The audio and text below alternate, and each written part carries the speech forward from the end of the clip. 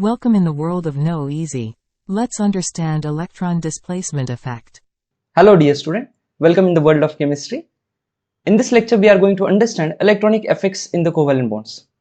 अब covalent bonds जब भी हम लोग सुनते हैं बेटा, तो covalent bonds में कितने टाइप ऑफ बॉन्ड्स है हमारे पास? एक होता है सिग्मा और दूसरा कौन सा है? पाई बॉन्ड. तो ये जो भी इफेक्ट्स हम लोग सीखने वाले हैं, ये हम लोग किसके अंदर स्टडी करेंगे? ये कहाँ पे ऑपरेट हो रहा है बेटा? In the sigma bond and the pi bond. Clear? अब ये जो इलेक्ट्रॉनिक डिस्प्लेसमेंट इफेक्ट है, ये हमारे पास कितने हैं? There are two types of this effects. Number one is the permanent effect और सेकंड जो होता है स्टूडेंट, वो होता है हमारा टेम्पररी इफेक्ट. अब परमानेंट इफेक्ट कब होगा और टेम्पररी इफेक्ट कब होगा?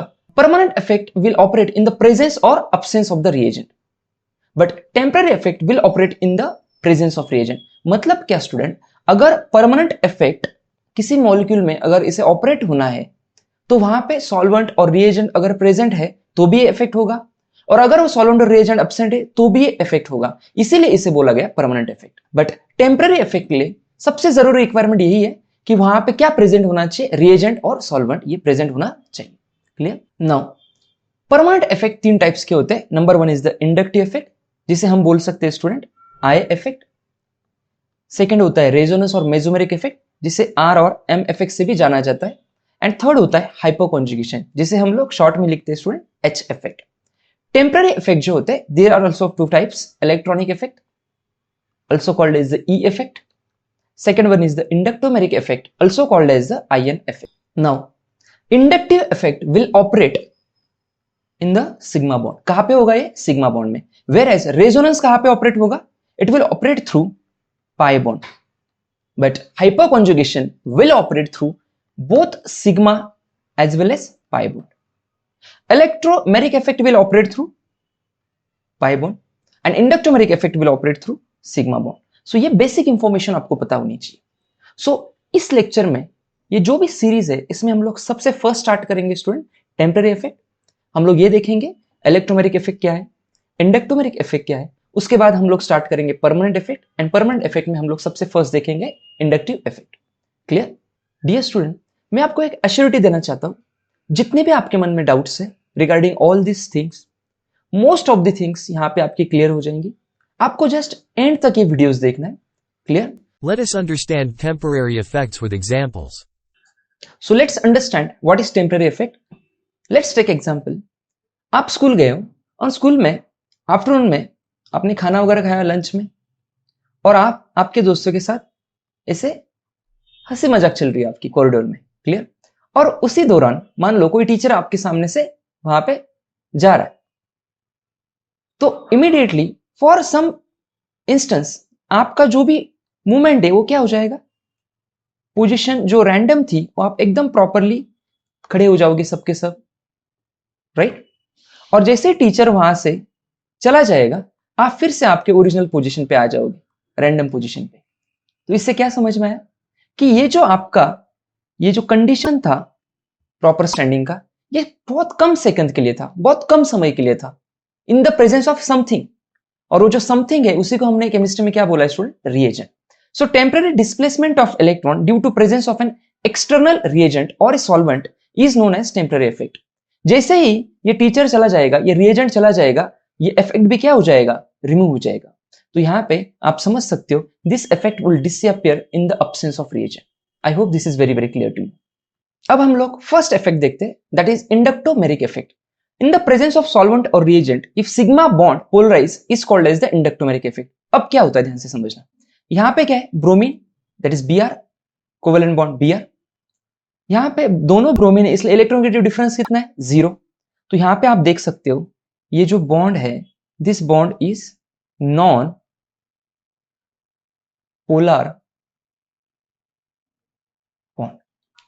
नाउ ये जो ब्रोमीन है, मान लो इस ब्रोमीन को मैं नंबर दे रहा हूं 1 और इस ब्रोमीन का नंबर मैं दे रहा हूं 2. सो this is bromine number 1 and this is bromine number 2. Let's consider ये जो ब्रोमीन है, जो इनिशियली नॉन पोलर था, जब उसके अराउंड कोई रिएजेंट नहीं था, बट अगर वो कोई रिएजेंट के प्रेजेंस में आ गया, मान लो यहां पे वो कोई वाटर के कांटेक्ट में आ गया, वाटर इज अ रिएजेंट, तो this is the structure of water H2. अब ऑक्सीजन के पास 2 लोन पेयर होता है, ये आपको पता है. ब्रोमीन के पास कितने लोन पेयर होते हैं? Bromine have 3 lone pair each. Bromine, दोनों ब्रोमीन के पास 3-3 लोन पेयर. नाउ जैसे ब्रोमीन ऑक्सीजन के कांटेक्ट में आता है, यहां पे electron of bromine and electron of oxygen के बीच में क्या हो जाएगा? रिपल्शन होगा। और इसी रिपल्शन की वजह से ये जो इलेक्ट्रॉन्स है ब्रोमीन 1 के, ये शिफ्ट होंगे टुवर्ड्स ब्रोमीन नंबर 2, और इसी कारण ब्रोमीन नंबर 1 से इलेक्ट्रॉन कहां पे मूव होंगे? ब्रोमीन नंबर 2 की तरफ, और bromine number 2 will get partial negative charge and bromine 1 will get partial positive charge. Oxygen पे तो पार्शियल नेगेटिव एंड हाइड्रोजन पे पार्शियल पॉजिटिव तो ऑलरेडी है ही। तो अब आप देख सकते हो कि जो इनिशियल ब्रोमीन जो था, ब्रोमीन जो नॉन पोलर बॉन्ड था, अब because of some external reagent इसके अंदर पोलरिटी इंड्यूस हुई है। पोलरिटी का इंडक्शन मतलब क्या? इसके अंदर डायपोल का क्रिएशन हो जाना, one positive charge and one negative charge create होना, इसी को क्या बोला जाता है? Polar bonds. ओके, सो यहां पे आपने देखा कि जो ब्रोमीन जिनके बीच में क्या था student? Non polar bond. Water के आने से, वाटर इज अ रिएजेंट, उसके आने से जो नॉन पोलर बॉन्ड था उससे अब किस में कन्वर्ट हो गया? वो it is converted into the polar covalent bond. But जैसे ही यहां से वाटर चला जाएगा, फिर से ये क्या हो जाएगा? ब्रोमीन अपने ओरिजिनल पोजीशन में आ जाएगा, जो कि क्या है? Non polar. क्लियर? और यहां पे सबसे इंपॉर्टेंट बात जो आपको याद रखनी है स्टूडेंट, वो क्या है? ये जो इफेक्ट है ये कहां पे ऑपरेट हो रहा है? सिग्मा बॉन्ड में। इसे कहां पे देखा जाएगा? Only through the sigma bond. Is it very very clear to you? Okay, now second type of temporary effect is the electromeric effect. अब इलेक्ट्रोमेरिक इफेक्ट और इंडक्टोमेरिक इफेक्ट में क्या डिफरेंस है? They are quite similar, but inductomeric effect में क्या था? Sigma bond के थ्रू ऑपरेट हो रहा था, और इलेक्ट्रोमेरिक इफेक्ट जो है it will operate through the pi bond. तो यहां पे क्या हो रहा है? देखो, मान लो this is CH2 double bond CH2, तो यहां पे इलेक्ट्रोनेगेटिव डिफरेंस क्या है? 0। तो ये जो बॉन्ड है ये कौन सा बॉन्ड है student? This is non polar bond.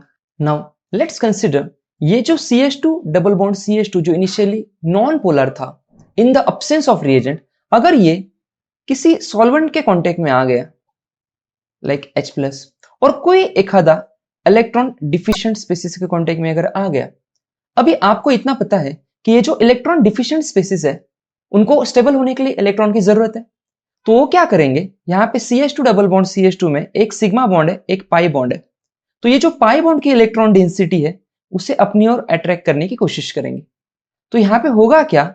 ये जो CH2 डबल बॉन्ड CH2 है और यहां पे जो H+ है, तो यहां पे जो पाई बॉन्ड के जो इलेक्ट्रॉन्स है this will move in this direction, और यहां पे आ जाएगा पार्शियल नेगेटिव चार्ज और यहां पे आ जाएगा पार्शियल पॉजिटिव चार्ज। और ये क्यों हुआ? Because H+ is electron deficient species, वो इस इलेक्ट्रॉन को अट्रैक्ट करेगा। बट आपको ये चीज याद रखनी है, दिस ऑकर और operate through the pi bond. Clear? Quickly revise some basic concepts of organic chemistry.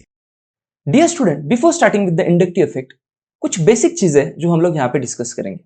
Okay, so first we will discuss what is covalent bond.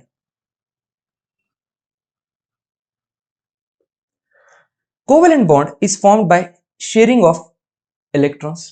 मान लो यहां पे this is electron of A और यहां पे एक B का इलेक्ट्रॉन है। ए अपना एक इलेक्ट्रॉन यहां पे शेयर करेगा और बी अपना एक इलेक्ट्रॉन यहां पे शेयर करेगा। इस तरीके से यहां पे कोवेलेंट बॉन्ड का फॉर्मेशन होता है। Clear? There are two types of covalent bond.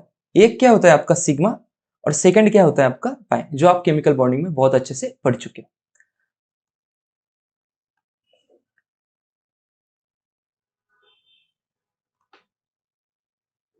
अब अगर आपको कहीं पे भी किसी दो एटम के बीच में एक बॉन्ड दिखाई दे, अगर किसी दो एटम के बीच में दो बॉन्ड है और अगर किसी दो एटम के बीच में तीन बॉन्ड है,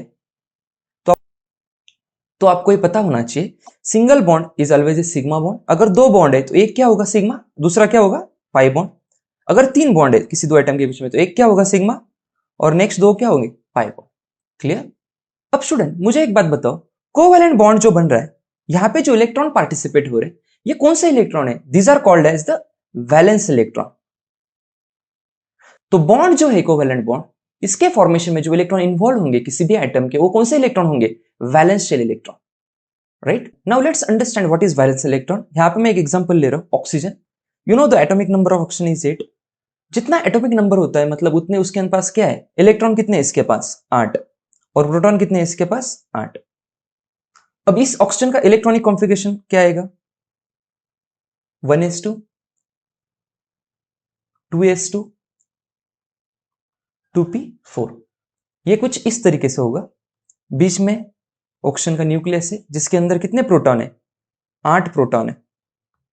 एंड बाहर ये फर्स्ट शेल है, that is K shell. Then second shell है यहाँ पे, that is L shell. And you know the capacity of K shell is 2 electron, और एल के अंदर कितनी कैपेसिटी है इलेक्ट्रॉन की, 8 इलेक्ट्रॉन। क्लियर? के अंदर सबशेल कितने होते हैं, जितने शेल उतने ही सबशेल। तो फर्स्ट शेल सबशेल यस रहेगा। एल के अंदर कितने सबशेल है, एस एंड पी। ये सब आपने एटॉमिक स्ट्रक्चर में पढ़ चुके। So this is 1s because first shell है, and this is 2s 2p। इस तरीके से आप पूरा इलेक्ट्रॉनिक कॉन्फ़िगरेशन लिखते हो। तो यहाँ पे ऑक्सीजन एटम के अंदर ये क्या है, आउटरमोस्ट शेल है, this is outermost shell. Clear? तो आप यहाँ पे देख सकते हो, this is innermost shell and this is outermost shell. तो आउटरमोस्ट शेल में जो इलेक्ट्रॉन्स है उन्हीं को बोला जाता है स्टूडेंट वैलेंस इलेक्ट्रॉन। तो यहाँ पे कितने वैलेंस इलेक्ट्रॉन है, 4 और 2 6। क्लियर? तो यहाँ पे स्टूडेंट ये जो इनरमोस्ट सेल के इलेक्ट्रॉन्स है 1s2, ये केमिकल बॉन्ड फॉर्मेशन में पार्टिसिपेट करेंगे क्या, तो नहीं। तो कौन से इलेक्ट्रॉन पार्टिसिपेट करेंगे, जो वैलेंस है, ये लोग केमिकल बॉन्डिंग में पार्टिसिपेट करेंगे। तो यहाँ पे आप देख सकते हो, this is 2s2, then this is 2p4। And आपको पता है how to fill this electrons, सबको एक एक रोटी दे दो, 1 2 3 एंड 4। क्लियर? अब हमेशा एक चीज याद रखना, किसी भी एटम के पास जितने भी अनपेयर्ड इलेक्ट्रॉन है, अनपेयर्ड वैलेंस इलेक्ट्रॉन्स, उतने ही वो क्या करेगा, नंबर ऑफ बॉन्ड्स प्रोड्यूस करेगा। तो यहां पे आप देख सकते हो इसके पास वैलेंस इलेक्ट्रॉन जो कि अनपेयर्ड है, ऐसे कितने हैं, 2। इसीलिए ऑक्सीजन 2 बॉन्ड फॉर्म करता है। बट वैलेंस इलेक्ट्रॉन में इसके पास 2 पेयर्ड इलेक्ट्रॉन है, मतलब जो नॉन बॉन्डिंग इलेक्ट्रॉन है, और इन्हीं 2 पेयर्ड इलेक्ट्रॉन को अपन लोन पेयर लिखते हैं। So this is the reason that oxygen, and because of these things, oxygen के पास लोन पेयर कितना है, 2, और बॉन्ड कितने बनाता है oxygen, 2 in the normal condition. Clear? तो यहां पे आपको हमेशा याद रखना है, कार्बन कितने बॉन्ड बनाता है स्टूडेंट, 4। लोन पेयर कितने होते हैं कार्बन के पास, 0। हाइड्रोजन 1 बॉन्ड बनाएगा, लोन पेयर कितना होता है, 0। ऑक्सीजन विल फॉर्म 2 बॉन्ड्स और लोन पेयर कितने होते हैं, 2। Nitrogen will form 3 bonds and lone pair कितने होते हैं, 1। Halogen will form, that is fluorine chlorine bromine iodine, ये कितने बॉन्ड बनाएंगे, 1, और इसके पास लोन पेयर कितना होता है, 3। सो ये कुछ बेसिक इंफॉर्मेशन है जो आपको पता होनी चाहिए। Now dear student, in this lecture आगे हम इलेक्ट्रोनेगेटिविटी के बारे में बहुत अच्छे से डिस्कशन करने वाले हैं। But before going to understand inductive effect, आपको थोड़ी इंफॉर्मेशन इलेक्ट्रोनेगेटिविटी के बारे में होनी चाहिए, तभी आप अच्छे से उसे समझ पाओगे। क्लियर? सो इलेक्ट्रोनेगेटिविटी क्या है, it is a power of an atom to attract shared pair of electron towards itself. मतलब मान लो स्टूडेंट ए और यहां पे बी, इस तरीके का कोई मॉलिक्यूल है, और हम लोग ये मान रहे हैं कि electronegativity of B is greater than electronegativity of A. तो इन्होंने जो बॉन्ड फॉर्म किया है, जो इलेक्ट्रॉन शेयर करके इन्होंने जो बॉन्ड बनाया है, तो यहां पे इन्होंने जो बॉन्ड बनाया है स्टूडेंट इलेक्ट्रॉन शेयर करके, यहां पे बी की इलेक्ट्रोनेगेटिविटी ज्यादा होने की वजह से, मतलब बी ज्यादा पावर से इलेक्ट्रॉन अपनी तरफ खींचेगा, तो ये इलेक्ट्रॉन का मूवमेंट कुछ इस तरीके से होगा, और इसी कारण बी के ऊपर आ जाएगा पार्शियल नेगेटिव चार्ज और ए के ऊपर आ जाएगा पार्शियल पॉजिटिव चार्ज। तो यहां पे इस तरीके से डायपोल क्रिएट हो जाएगा। क्लियर हुआ? तो ये अपना क्या हुआ स्टूडेंट, फर्स्ट पॉइंट। अब सेकंड पॉइंट, अगर आपको याद हो तो पीरियोडिक टेबल में आपने इलेक्ट्रोनेगेटिविटी पढ़ा है। जैसे आप पीरियोडिक टेबल में लेफ्ट टू राइट मूव करोगे तो इलेक्ट्रोनेगेटिविटी क्या होती है, बोलो बोलो भाई, इंक्रीज होती है। बट जब आप पीरियोडिक टेबल में टॉप टू बॉटम जब मूव करोगे तो इलेक्ट्रोनेगेटिविटी का वैल्यू क्या हो जाएगा, डिक्रीज। एंड आपको यह भी पता था पूरे पीरियोडिक टेबल में हाईएस्ट इलेक्ट्रोनेगेटिविटी किसकी है, फ्लोरीन की। विथ वैल्यूज मैं फिर से बता रहा हूं, विथ वैल्यूज अपन इस लेक्चर में देखेंगे। क्लियर? अब स्टूडेंट थर्ड पॉइंट देखो, जो कार्बन कार्बन ट्रिपल बॉन्ड है, हमारे पास कार्बन कार्बन डबल बॉन्ड भी होता है और कार्बन कार्बन सिंगल बॉन्ड है। कार्बन कार्बन ट्रिपल बॉन्ड का हाइब्रिडाइजेशन क्या है, बोलो sp। डबल बॉन्ड का हाइब्रिडाइजेशन क्या होता है, sp2, एंड सिंगल बॉन्ड का हाइब्रिडाइजेशन क्या होता है, sp3। तो यहां पे आपको हमेशा याद रखना है, जो ट्रिपल बॉन्ड है इसका इलेक्ट्रोनेगेटिविटी ज्यादा होता है डबल बॉन्ड से, एंड इसका इलेक्ट्रोनेगेटिविटी ज्यादा होता है सिंगल बॉन्ड से. We can also say sp hybridized have more electronegativity than sp2 and then sp3. यहाँ पे स्पेसिफिकली अगर मैं कार्बन की बात करूं तो यहाँ पे इसकी वैल्यू होती है 3.25, इसकी वैल्यू होती है 2.75 और इसकी वैल्यू होती है 2.50. Clear? So next point is, यहाँ पे आप देख सकते हो कार्बन विथ एटॉमिक नंबर 6, ये क्या है? एक न्यूट्रल स्पीसीज है. एटॉमिक नंबर 6 का मतलब क्या है स्टूडेंट? इसके पास कितने प्रोटॉन्स है? 6. और इसके पास कितने इलेक्ट्रॉन्स है? 6. तो 6 पॉजिटिव चार्ज जो इसके प्रोटॉन के अंदर है, इनको कितने निगेटिव चार्ज ने सराउंड किया है? 1 2 3 4 5 6. इसीलिए ये आपको कैसे दिखता है? एक न्यूट्रल स्पीसीज दिख रहा है. बट सपोज इस कार्बन से किसी ने एक इलेक्ट्रॉन रिमूव किया, तो अब ये जो कार्बन है इसके पास प्रोटॉन कितने हैं? 6. बट इलेक्ट्रॉन कितने बचे? 5. तो 6 पॉजिटिव चार्ज अंदर प्रेजेंट है और बाहर कितने निगेटिव चार्ज बचे हुए हैं? 3 4 5. तो यहां पे 1 2 3 4 5 positive charge will be balanced bye 5 negative charge. But फिर बचा क्या? एक पॉजिटिव चार्ज. इसीलिए इस कार्बन के सर के ऊपर कौन सा चार्ज आएगा? Positive charge, right? और इसी को आप बोलते हो स्टूडेंट कार्बोकैटायन. क्लियर? नाउ मान लो कि अब इस न्यूट्रल वाले कार्बन को किसी ने एक इलेक्ट्रॉन एक्स्ट्रा दे दिया, तो अब इस कार्बन के पास प्रोटॉन कितने थे? 6. बट इलेक्ट्रॉन कितना हो गया? अभी 6 ऑलरेडी थे, अब एक एक्स्ट्रा इलेक्ट्रॉन आ गया. सो ये 6 + 1 क्या हो जाएगा? 7. तो आप यहां पे समझ सकते हो पॉजिटिव चार्ज कितने है? प्रोटॉन 6 है, एंड बाहर नेगेटिव चार्ज कितने प्रेजेंट है? That is 7. तो 6 positive will cancel out 6 negative. तो यहां पे बचा क्या? एक नेगेटिव चार्ज. दैट्स वाई इस कार्बन के ऊपर कौन सा चार्ज आएगा? Negative charge. And so we call this carbon as carbanion. Clear? अब ये जो रिएक्शन इंटरमीडिएट्स है student, that is carbocation, carbanion, carbon free radicals, इन सब के बारे में अपन बाद में डिस्कशन करेंगे in the reaction mechanism. Clear? Okay student, तो अब ध्यान से समझना, ये जो कार्बन जो न्यूट्रल कंडीशन में जिसके पास 6 इलेक्ट्रॉन 6 प्रोटॉन है, so this is in a stable condition. अगर उसने कुछ इलेक्ट्रॉन लूज किए तो यहां पे कार्बोकैटायन बन जाएगा. तो ये कौन सा कंडीशन हो गया? इस कंडीशन में ये क्या है? अनस्टेबल. अगर उसके पास एक्स्ट्रा इलेक्ट्रॉन हुए तो भी वो क्या होता है स्टूडेंट? अनस्टेबल. एक बात हमेशा याद रखना स्टूडेंट, जब कभी भी किसी भी स्पेसिस के ऊपर पॉजिटिव चार्ज है, मतलब वो क्या है? इलेक्ट्रॉन डिफिशिएंट है, इलेक्ट्रॉन कमी है उसके पास इलेक्ट्रॉन की. और अगर किसी के पास माइनस चार्ज है इन द ऑर्गेनिक केमिस्ट्री, इसका मतलब क्या है? उसके पास इलेक्ट्रॉन क्या हो गया? ज्यादा हो गया. क्लियर हुआ? तो इतना आपको याद रखना है. अब ये जो कार्बोकैटायन है ये भी अनस्टेबल है, कार्बेनायन ये भी अनस्टेबल है. तो देखो आप यहां पे पढ़ाई क्यों कर रहे हो? बिकॉज आपको लाइफ में स्टेबल होना है. वैसे ही हर एक स्पीसीज को स्टेबिलिटी चाहिए. क्लियर है? तो यहां पे ये जो कार्बोकैटायन है इसे अगर स्टेबल होना है तो क्या करना पड़ेगा? डेफिनेटली बोलो, इसको किसी से इलेक्ट्रॉन लेना पड़ेगा. कार्बोकैटायन को अगर इलेक्ट्रॉन गेन करेगा वो किसी से, तो वो क्या हो जाएगा? स्टेबिलिटी के पास चला जाएगा. और वेर एज कार्बेनायन जिसके पास ऑलरेडी एक्स्ट्रा इलेक्ट्रॉन है, इसे अगर अनस्टेबल कंडीशन से अगर स्टेबल कंडीशन में आना है तो इसको इलेक्ट्रॉन लूज करना पड़ेगा, इलेक्ट्रॉन छोड़ना पड़ेगा, इलेक्ट्रॉन रिलीज करना पड़ेगा. अब ध्यान से समझना स्टूडेंट, मान लो यहां पे कार्बोकैटायन है, एक कार्बन जो न्यूट्रल कंडीशन वाला है, और यहां पे कार्ब एनायन प्रेजेंट है, और सामने यहां पे इलेक्ट्रॉन पड़े हुए हैं. Just an example. अब आप मुझे बताना student, carbocation, carbon and carbanion, इन तीनों में से इन इलेक्ट्रॉन्स को कौन ज्यादा पावर से अपनी तरफ खींचेगा? किसको सबसे ज्यादा जरूरत है? किसका पेट खाली है?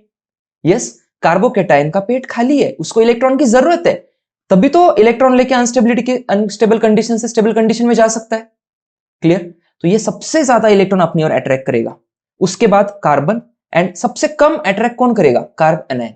एंड इसी इलेक्ट्रॉन अट्रैक्ट करने की जो टेंडेंसी है that is called as the electronegativity. तो यहां पे आपको हमेशा याद रखना है स्टूडेंट, किसी भी स्पेसिस जिसके सर के ऊपर प्लस चार्ज है, जो इलेक्ट्रॉन डिफिशिएंट है, उसका इलेक्ट्रोनेगेटिविटी ज्यादा होगा एज कंपेयर टू कोई भी न्यूट्रल स्पेसिस से, एंड उसका ज्यादा होगा एज कंपेयर टू किसी भी इलेक्ट्रॉन रिच स्पेसिस से.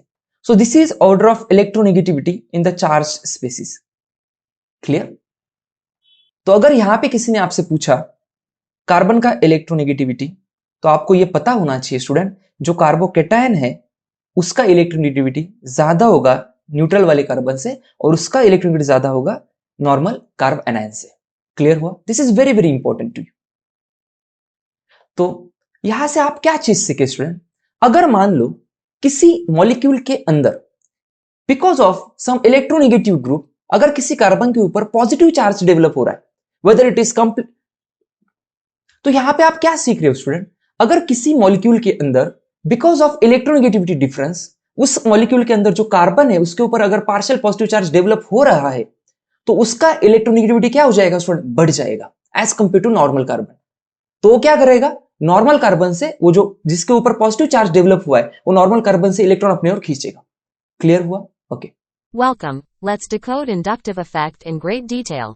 Let us briefly go through the inductive effects history. The discovery of the inductive effect in organic chemistry is credited to the pioneering work of German chemist Christopher Ingold in the 1930s. Ingold observed that the electronic properties of substituents in organic molecules could influence the reactivity of neighboring groups through the transmission of electron density via sigma bonds. This concept revolutionized our understanding of chemical reactivity and laid the foundation for modern organic chemistry. So let's understand what is inductive effect. It is partial displacement of sigma electron. Inductive effect सबसे पहले कहां पे होगा student? Sigma bond के अंदर। यहाँ पे कोई पाई बॉन्ड का इन्वॉल्वमेंट नहीं होता है। ये आपके माइंड में 100% क्लियर होना चाहिए। Clear? Towards the more electronegative atom is called as inductive effect. But NCERT में जो डेफिनेशन दिया है it is this, that is the polarization of one bond caused by the adjacent bond is called as the inductive effect. मतलब किसी molecule के अंदर अगर एक बॉन्ड पोलर है, जिस एक बॉन्ड के अंदर पोलरिटी प्रेजेंट है, that is partial positive partial negative charge उसके अंदर प्रेजेंट है, उस एक पोलरिटी के वजह से उसके बाजू में जो कार्बन एटम्स प्रेजेंट है उनके अंदर पोलरिटी इंड्यूस होना, that is called as the inductive effect. So ध्यान से समझना, यहां पे इस मॉलिक्यूल के अंदर आपको पता है क्लोरीन का इलेक्ट्रोनेगेटिविटी कितना होता है? 3.0। कार्बन का इलेक्ट्रोनेगेटिविटी कितना है यहां पे? 2.5। यहां पे भी कितना है? 2.5। और इस कार्बन का भी कितना है? 2.5। अब आप मुझे बताना, ये जो कार्बन है एंड ये जो क्लोरीन है, इनके बीच में ज्यादा इलेक्ट्रोनेगेटिविटी किसकी है? डेफिनेटली क्लोरीन की। तो इलेक्ट्रॉन कौन अपनी तरफ अट्रैक्ट करेगा? क्लोरीन। क्लियर? अब देखो स्टूडेंट, ये जो कार्बन है, इस कार्बन के ऊपर इसका इनिशियल इलेक्ट्रोनेगेटिविटी कितना था? 2.5। बट अब ये कार्बन इनिशियली न्यूट्रल था, बट अब इसके ऊपर पार्शियल पॉजिटिव चार्ज आया, और पार्शियल पॉजिटिव चार्ज आने की वजह से जस्ट अभी हमने देखा था electronegativity of positive charge is greater than neutral species is greater then electron rich species. तो अब ये जो है इसका इलेक्ट्रोनेगेटिविटी 2.5 से बढ़ जाएगा बिकॉज ऑफ पार्शियल कैरेक्टर, और अब ये अपने आजू बाजू वाले जो एटम्स है इनसे इलेक्ट्रॉन अट्रैक्ट करने की टेंडेंसी रखेगा, और इसी कारण यहां पे partial partial positive charge develop होता है। फिर ये भी कार्बन, इसके ऊपर पॉजिटिव चार्ज आने की वजह से इसका भी इलेक्ट्रोनेगेटिविटी 2.5 से बढ़ के इंक्रीज हो जाएगा। तो ये इसका 2.5 है, इसका 2.5 से ज्यादा हो गया, तो ये भी इससे इलेक्ट्रॉन खींचेगा। क्लियर? और यहां पे कौन सा चार्ज आया जाएगा? Partial partial positive. Are you getting my point? तो स्टूडेंट यहां पे आपने क्या सीखा? ये जो कार्बन है, कार्बन एंड क्लोरीन, इनके बीच में जो इलेक्ट्रोनेगेटिविटी डिफरेंस था, इसी के कारण जो एडजेसेंट कार्बन हैं यहां पे पोलरिटी इंड्यूस होना, that is called as the inductive effect. Clear? और यही डेफिनेशन आपके एनसीईआरटी में दी हुई। I hope it is very very clear to you. Now let's discuss one more important point here. Every molecule is electrically neutral. Means क्या student? हर molecule अपने आप को न्यूट्रल रखने की कोशिश करेगा। मीन्स जितना उसके ऊपर पॉजिटिव चार्ज है उतना ही उसके ऊपर क्या डेवलप होगा? Negative charge. मान लो यहाँ पे ये मॉलिक्यूल है ए बी, इसके अंदर मान लो electronegativity of B is greater than A, तो बी इस इलेक्ट्रॉन को अपनी ओर खींचेगा। तो बी के ऊपर कौन सा चार्ज आएगा? Partial negative. ए के ऊपर कौन सा चार्ज आया जाएगा? Partial positive. क्लियर? तो यहां पे जो ये पॉजिटिव चार्ज है इसका जो मैग्नीट्यूड है, it is equal to the magnitude of negative charge developed on atom B. तो स्टूडेंट ये जो मॉलिक्यूल है दैट इज ए बी, ये इलेक्ट्रिकली क्या है? It is electrically neutral. ये कैसा है? न्यूट्रल है। तो यहां से आपने क्या सीखा स्टूडेंट? अगर किसी मॉलिक्यूल में इलेक्ट्रोनेगेटिविटी डिफरेंस है तो वहां पे partial positive partial negative charge develop होगा because of shifting of electrons. Okay, but ये जो चार्ज का मैग्नीट्यूड है, that is magnitude of positive charge is equal to the magnitude of negative charge. ये दोनों क्या होगा? मैग्नीट्यूड वाइज, ये दोनों मैग्नीट्यूड वाइज क्या होगा स्टूडेंट? इक्वल होगा। तो यहां पे charge of cation in magnitude will be equal to charge of anion in magnitude. Clear? So let's discuss one example, that is CH3Cl। तो यहाँ पे क्लोरीन का इलेक्ट्रोनेगेटिविटी ज्यादा है, यस। तो क्लोरीन अपनी ओर इलेक्ट्रॉन खींचेगा, तो यहाँ पे कौन सा चार्ज डेवलप होगा? Partial negative. एंड कार्बन के ऊपर कौन सा चार्ज डेवलप होगा? Partial positive. मान लो इसका मैग्नीट्यूड है स्टूडेंट 0.50, तो इसका भी मैग्नीट्यूड क्या होना चाहिए? 0.50। तो ये जो मॉलिक्यूल है, ये मॉलिक्यूल इलेक्ट्रिकली क्या हो जाएगा स्टूडेंट? न्यूट्रल हो जाएगा। क्लियर? अब ध्यान से समझना स्टूडेंट, अब इस एग्जांपल में एक कार्बन था तो चीजें ठीक थी, बट अगर मोर देन वन कार्बन अगर उस कंपाउंड में, उस मॉलिक्यूल में अगर प्रेजेंट है, तो हमेशा जो कार्बन होता है, कार्बन नंबर 1, वो अपना चार्ज डिस्ट्रीब्यूट करेगा towards the adjacent carbon. Now student, here you know that the chlorine electronegativity is 3.0 and carbon का इलेक्ट्रोनेगेटिविटी क्या है? 2.5। बट अब होता क्या है, ये जो इलेक्ट्रॉन है ये क्लोरीन अपनी ओर अट्रैक्ट करेगा। यहां पे कौन सा चार्ज डेवलप होगा? Partial negative. यहां पे कौन सा चार्ज डेवलप होगा? Partial positive. अब यहां पे इसका जो मैग्नीट्यूड है, फॉर एग्जांपल इट इज 0.50, तो यहां पे भी मैग्नीट्यूड क्या होगा? 0.50। पर होता क्या है, ये कार्बन क्या करेगा? कार्बन नंबर 1 अपना चार्ज डिस्ट्रीब्यूट करेगा। कहां पे डिस्ट्रीब्यूट करेगा? To carbon number 2 and carbon number 3। Clear? क्यों ऐसा होता है स्टूडेंट? बिकॉज इनिशियली इस कार्बन का भी इलेक्ट्रोनेगेटिविटी कितना था? 2.5। इसका भी क्या था? 2.5। चलो, मुझे ये तो समझ में आया कि ये 2.5 और 3.0 था, इसीलिए इलेक्ट्रॉन क्लोरीन की तरफ शिफ्ट हुए। पर यहां पे तो 2.5 अब तो कोई इलेक्ट्रोनेगेटिव डिफरेंस नहीं है। बट अगर आपको अभी जो मैंने इसके पहले कुछ बेसिक चीजें आपसे डिस्कस की थी, जब किसी स्पीसीज के ऊपर पॉजिटिव चार्ज आता है तो उसका इलेक्ट्रोनेगेटिव क्या हो जाता है? बढ़ जाता है। तो यहां पे स्टूडेंट, अब because of this positive charge on this carbon, इसका इलेक्ट्रोनेगेटिविटी जो है ये 2.5 से क्या हुआ है? इंक्रीज हुआ है। दैट्स वाई यहां पे 2.5 और यहां पे मोर देन 2.5 इलेक्ट्रोनेगेटिव डिफरेंस आ गया और ये इलेक्ट्रॉन यहां पे शिफ्ट हो गए और यहां पे चार्ज आएगा पार्शियल पार्शियल पॉजिटिव। अगेन यहां पे सेम होगा और यहां पे चार्ज आएगा partial partial partial positive. Clear? तो यहां पे इनिशियली आपको पता है मॉलिक्यूल के पास 0.50 मैग्नीट्यूड वाला नेगेटिव चार्ज था, पॉजिटिव चार्ज कितना था? वो भी 0.50 वाला था। But because of the catenation property, ये चार्ज क्या करता है? कार्बन अपनी ओर से दूसरी की तरफ क्या करता है? डिस्ट्रीब्यूट कर रहा है। तो मान लो ये जो कार्बन नंबर 1 है, जिसके पास इनिशियली चार्ज कितना था? 0.50, ये ज्यादा अमाउंट ऑफ चार्ज अपने पास रखेगा, ये मैक्सिमम चार्ज रखेगा। क्यों? बिकॉज ये directly in contact with electronegative atoms है, राइट? देन कुछ चार्ज वो आगे शेयर करेगा। मान लो यहां पे चार्ज बच रहा है 0.15, वो कुछ चार्ज आगे शिफ्ट करेगा। मान लो ये चार्ज हो रहा है 0.05। तो ध्यान से समझना स्टूडेंट, यहां पे आपका कार्बन नंबर 1 है, यहां पे कार्बन नंबर 2 है, यहां पे कार्बन नंबर क्या है? 3 है, और कार्बन नंबर 1 पे कौन अटैच्ड है? क्लोरीन। क्लोरीन के ऊपर पार्शियल नेगेटिव चार्ज है, राइट? यहां पे कौन सा चार्ज है? Partial positive, partial partial positive. यहां पे कौन सा चार्ज है? Partial partial partial positive. यहां पे कितना मैग्नीट्यूड था? 0.50। यहां पे कितना है? 0.3। यहां पे कितना है? 0.15। और यहां पे कितना है? 0.05। तो अगर आप ये जो पॉजिटिव चार्ज है इसका अगर आप एडिशन करोगे स्टूडेंट, तो ये कितना होगा? 0.50, 0.05, 0.15 और ये, तो ये मिलके हो जाएगा 0.50। तो इसीलिए जो चार्ज होता है किसी भी मॉलिक्यूल के अंदर, वो क्या होता है स्टूडेंट? कंजर्व्ड होता है। तो यहां पे पॉजिटिव चार्ज कितना है? 0.50 और टोटल नेगेटिव चार्ज कितना है? 0.50। क्लियर? तो यहां पे एक चीज हमेशा याद रखना स्टूडेंट, जो पार्शियल पॉजिटिव चार्ज का वैल्यू है वो हमेशा ज्यादा रहेगा पार्शियल पार्शियल पॉजिटिव से, एंड वो ज्यादा रहेगा पार्शियल पार्शियल पार्शियल पॉजिटिव से।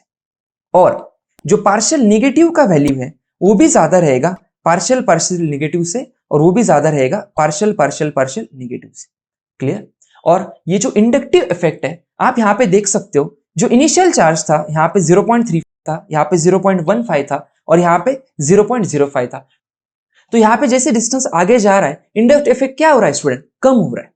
एंड आफ्टर 3 कार्बन यहां पे आप देख सकते हो ये मिनिमाइज हो रहा है. सो ऐसा माना जाता है कि inductive effect runs for only up to the 3 carbon atoms. और ये डिस्टेंस डिपेंडेंट इफेक्ट है. जैसे डिस्टेंस बढ़ेगा इंडक्टिव इफेक्ट क्या हो जाएगा, कम. क्लियर. डिस्टेंस अगर कम रहेगा तो इंडक्टिव इफेक्ट का पावर क्या रहेगा, ज्यादा रहेगा. क्लियर हुआ. और इसी को बोला जाता है स्टूडेंट कंजर्वेशन ऑफ चार्ज. अब स्टूडेंट एक क्वेश्चन आपके माइंड में आना चाहिए. जैसे यहाँ पे ये कार्बन से इलेक्ट्रॉन क्लोरीन अपनी ओर खींच लेगा, यहाँ पे पार्शियल नेगेटिव चार्ज आएगा, यहाँ पे क्या होगा, पार्शियल पॉजिटिव चार्ज आएगा, राइट. बट ये जो कार्बन है ये अपना चार्ज डिस्ट्रीब्यूट क्यों कर रहा है? तो ध्यान से समझना, किसी भी पॉजिटिव चार्ज वाले स्पेसिस को इलेक्ट्रॉन की जरूरत है. अरे हाँ या ना? यस, उसे इलेक्ट्रॉन चाहिए टू गेट द स्टेबिलिटी. और यहां पे जब इसके पास पॉजिटिव चार्ज है तो इसको इलेक्ट्रॉन ये कहां से ले सकता है, 3 जगह से इलेक्ट्रॉन ले सकता है. बट अगर इसने अपना कुछ चार्ज इस कार्बन को दे दिया, कुछ चार्ज इस कार्बन को दे दिया, तो आप समझ सकते हो स्टूडेंट, इनिशियली उसको 3 जगह से इलेक्ट्रॉन मिल रहा था to get the stability. But अब वो इलेक्ट्रॉन कौन कौन से पोजीशन से ले पा रहा है, देखो 1 2 3 4 5 6 7 8 9. सो जितना वो चार्ज अपना डिस्ट्रीब्यूट करेगा, जितना चार्ज अपना फैला देगा, उतना उसके पास क्या होगा स्टूडेंट, इलेक्ट्रॉन देने वाले जो ग्रुप्स है उतना उसे आसानी से इलेक्ट्रॉन दे पाएंगे. तो जितने ज्यादा ग्रुप्स उसे इलेक्ट्रॉन देंगे उतना ज्यादा ये कार्बोकैटायन क्या हो जाएगा, जो पॉजिटिव चार्ज क्या हो जाएगा स्टूडेंट, स्टेबल हो जाएगा, right. So because of this reason charge क्या होता है, डिस्ट्रीब्यूट होता है through the inductive effect. Clear हुआ student? Now let's see the type of inductive effect. So there are 2 types of inductive effect, that is plus I effect and the minus I inductive effect. अब plus आई inductive effect का मतलब क्या होता है student, ऐसे groups जो electron system को donate करेंगे. And minus I inductive effect का मतलब क्या होता है, ऐसे ग्रुप्स जो सिस्टम से इलेक्ट्रॉन विड्रॉ करेंगे. जैसे आपने सुना होगा कि एटीएम में आप जाते हो और एटीएम में आप क्या कर रहे हो, कैश को विड्रॉ कर रहे हो, मतलब कैश को आप निकाल रहे हो सिस्टम से. मान लो स्टूडेंट कोई एक मेन ग्रुप है और जिसे कोई एक ऐसा एटम लगा हुआ है, एटम और ग्रुप, जो इस मेन ग्रुप से इलेक्ट्रॉन अपनी तरफ खींच रहा है. तो इस ग्रुप का कौन सा इफेक्ट होगा, माइनस आई, जो इलेक्ट्रॉन विड्रॉ कर रहा है. और ये जो मेन ग्रुप है इसका इलेक्ट्रॉन डोनेट हो रहा है. ये जो मेन ग्रुप है इसका इलेक्ट्रॉन, ये जी वाले ग्रुप को डोनेट हो रहा है ना, इसका इलेक्ट्रॉन लॉस हो रहा है, डोनेट हो रहा है. तो इसका इफेक्ट क्या होगा, प्लस आई इफेक्ट. और ये जो जी वाला जो ग्रुप है ये इलेक्ट्रॉन अपनी ओर खींच रहा है, तो इसका इफेक्ट कौन सा लगेगा, minus I effect. So plus I effect ये कुछ भी नहीं है स्टूडेंट, बहुत आसान है. It is electron donating group. अगर कोई किसी को, आप अगर किसी को पैसा दे रहे हो, राइट, तो ये आपका कौन सा इफेक्ट होगा, प्लस आई इफेक्ट. और जो आपका फ्रेंड है, जो ये मनी जो भी अमाउंट है वो रिसीव कर रहा है, उसका इफेक्ट कौन सा होगा, माइनस आई इफेक्ट. क्लियर हुआ स्टूडेंट? तो यहां पे आप एग्जांपल देख सकते हो स्टूडेंट कि यहां पे बिकॉज ऑफ इलेक्ट्रोनेगेटिविटी डिफरेंस ये इलेक्ट्रॉन यहां पे शिफ्ट होंगे. तो यहां पे क्लोरीन के ऊपर कौन सा चार्ज आएगा, पार्शियल नेगेटिव. और यहां पे इस ग्रुप पे ऊपर कौन सा चार्ज आएगा स्टूडेंट, पार्शियल पॉजिटिव.